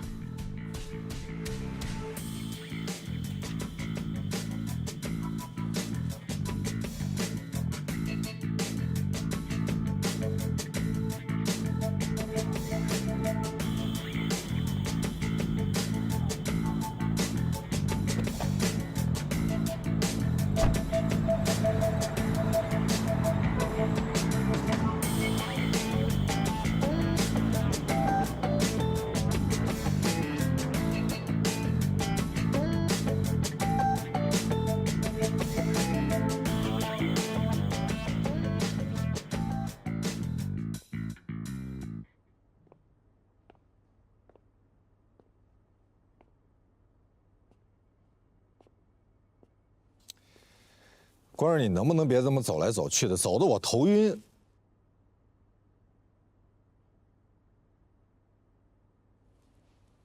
咱们是多年的兄弟，有什么话你跟我直说。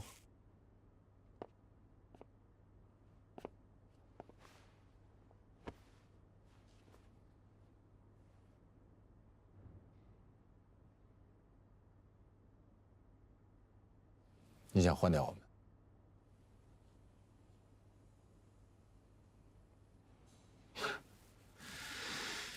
行。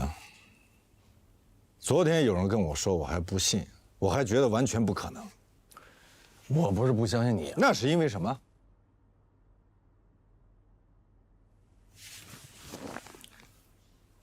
我听说你们律所走了批人。我没走啊，你还是我负责啊。罗宾，我是个理工男，我很单纯，我只负责业务这块，其他的事我不懂，我也不想知道。但即便是我这种人，我都听说你们律所的丑闻了。什么丑闻？给我装！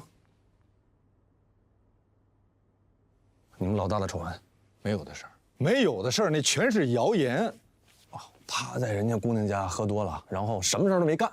第二天早上起来，姑娘没在家，他自己就走了。你信吗？这样，你一会儿上我的车，我把你拉到一个陌生的地方，给你喝点东西，你就信了。好，即便我相信你，但你们老大出了这么大绯闻，公司走了那么多人，都是些无足轻重、无关紧要的小人物。顾杰是创始合伙人，他都走了。光瑞、罗宾。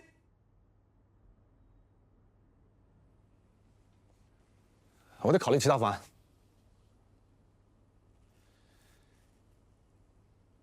是关于禁止调查，还是关于换掉我们？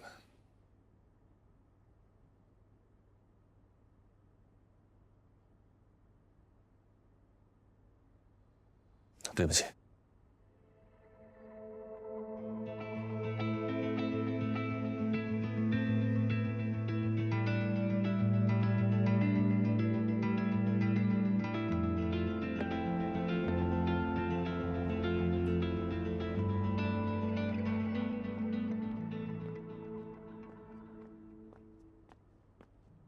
出事儿了，我知道了，我正在跟兰兰沟通。兰兰，兰红的妹妹，也是她的助理，她正委托我们帮她调查她姐夫公司的股权变更，跟他们签代理协议了吗？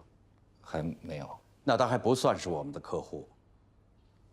不管他是不是我们的客户，我们必须优先。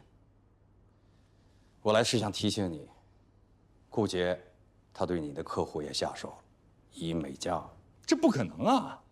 我们昨天晚上还在沟通续约的细节。如果没有99%以上的把握，我是不会站在这儿和你说这些的。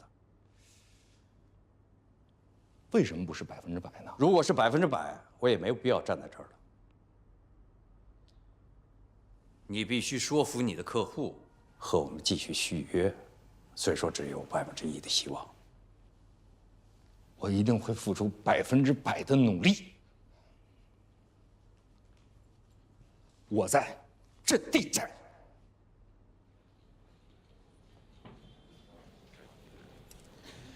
等会儿黛西来了，你就问他昨天晚上去谁家了？孟小雨家。脑子是不是又坏了？孟小雨。哦，昨儿那胖姑娘叫孟小雨啊。我说看着怎么有点面熟呢？你认识孟小雨啊？我在电梯间看见他们俩了，那胖姑娘还给我打招呼，不过我当时没认出来她是谁。何小天，以美家的案子，我一来就跟他们法务联系过了，他们是不是说他们要走流程，对吧？我是问你，你什么时候交给他们的？他们要用多长时间才能走完全部流程？我从昨天忙到了半夜。你不要跟我从昨天半夜说起，你就告诉我你什么时候发给他们的。凌晨发给他们了。你跟进了吗？跟进了。我一来律所就跟他们法务打过电话了，我问他们有没有收到，问他们有什么地方需要修改。你说的太啰嗦了，你告诉我结果。结果就是他们说不需要改了。那就赶紧签约呀。他们说不需要修改的意思是什么？是什么？你说呀。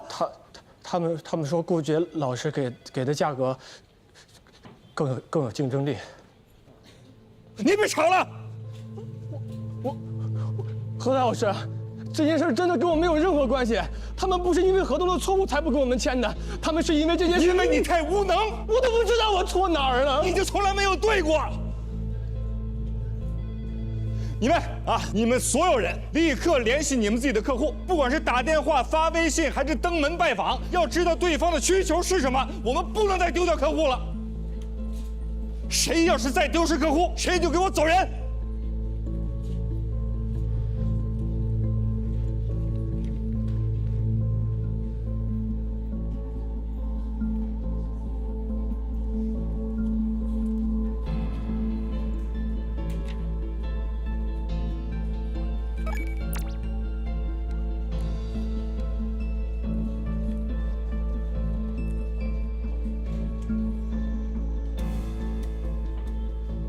等一下罗宾回来，让罗宾再去跟他说说。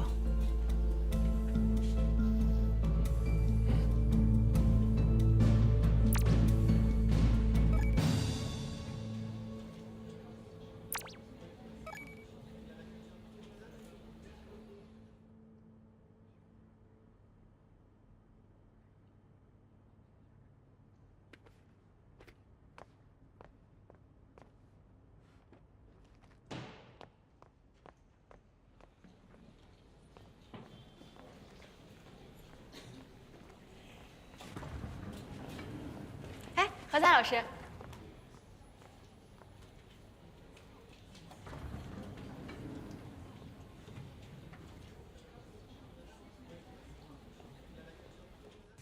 早上好。怎么了这是？嗯。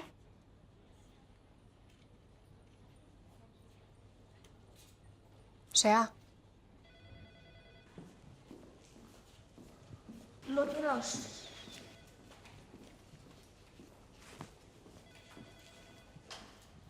你老大出去了一趟，回来的时候比走的时候脸色还难看。哎，你躲着点啊！拦都拦不住。哼，你知道人家什么关系啊？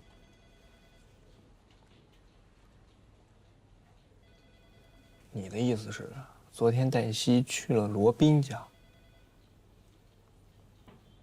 那黛西去了罗宾家，你怎么知道的？不信你问呢。我们的上班时间是几点？我去见客户了。为什么不告诉我呢？我跟您说过我要去见于先生，他非常乐意接受条件，所以他打算和他的外甥女签和解书了。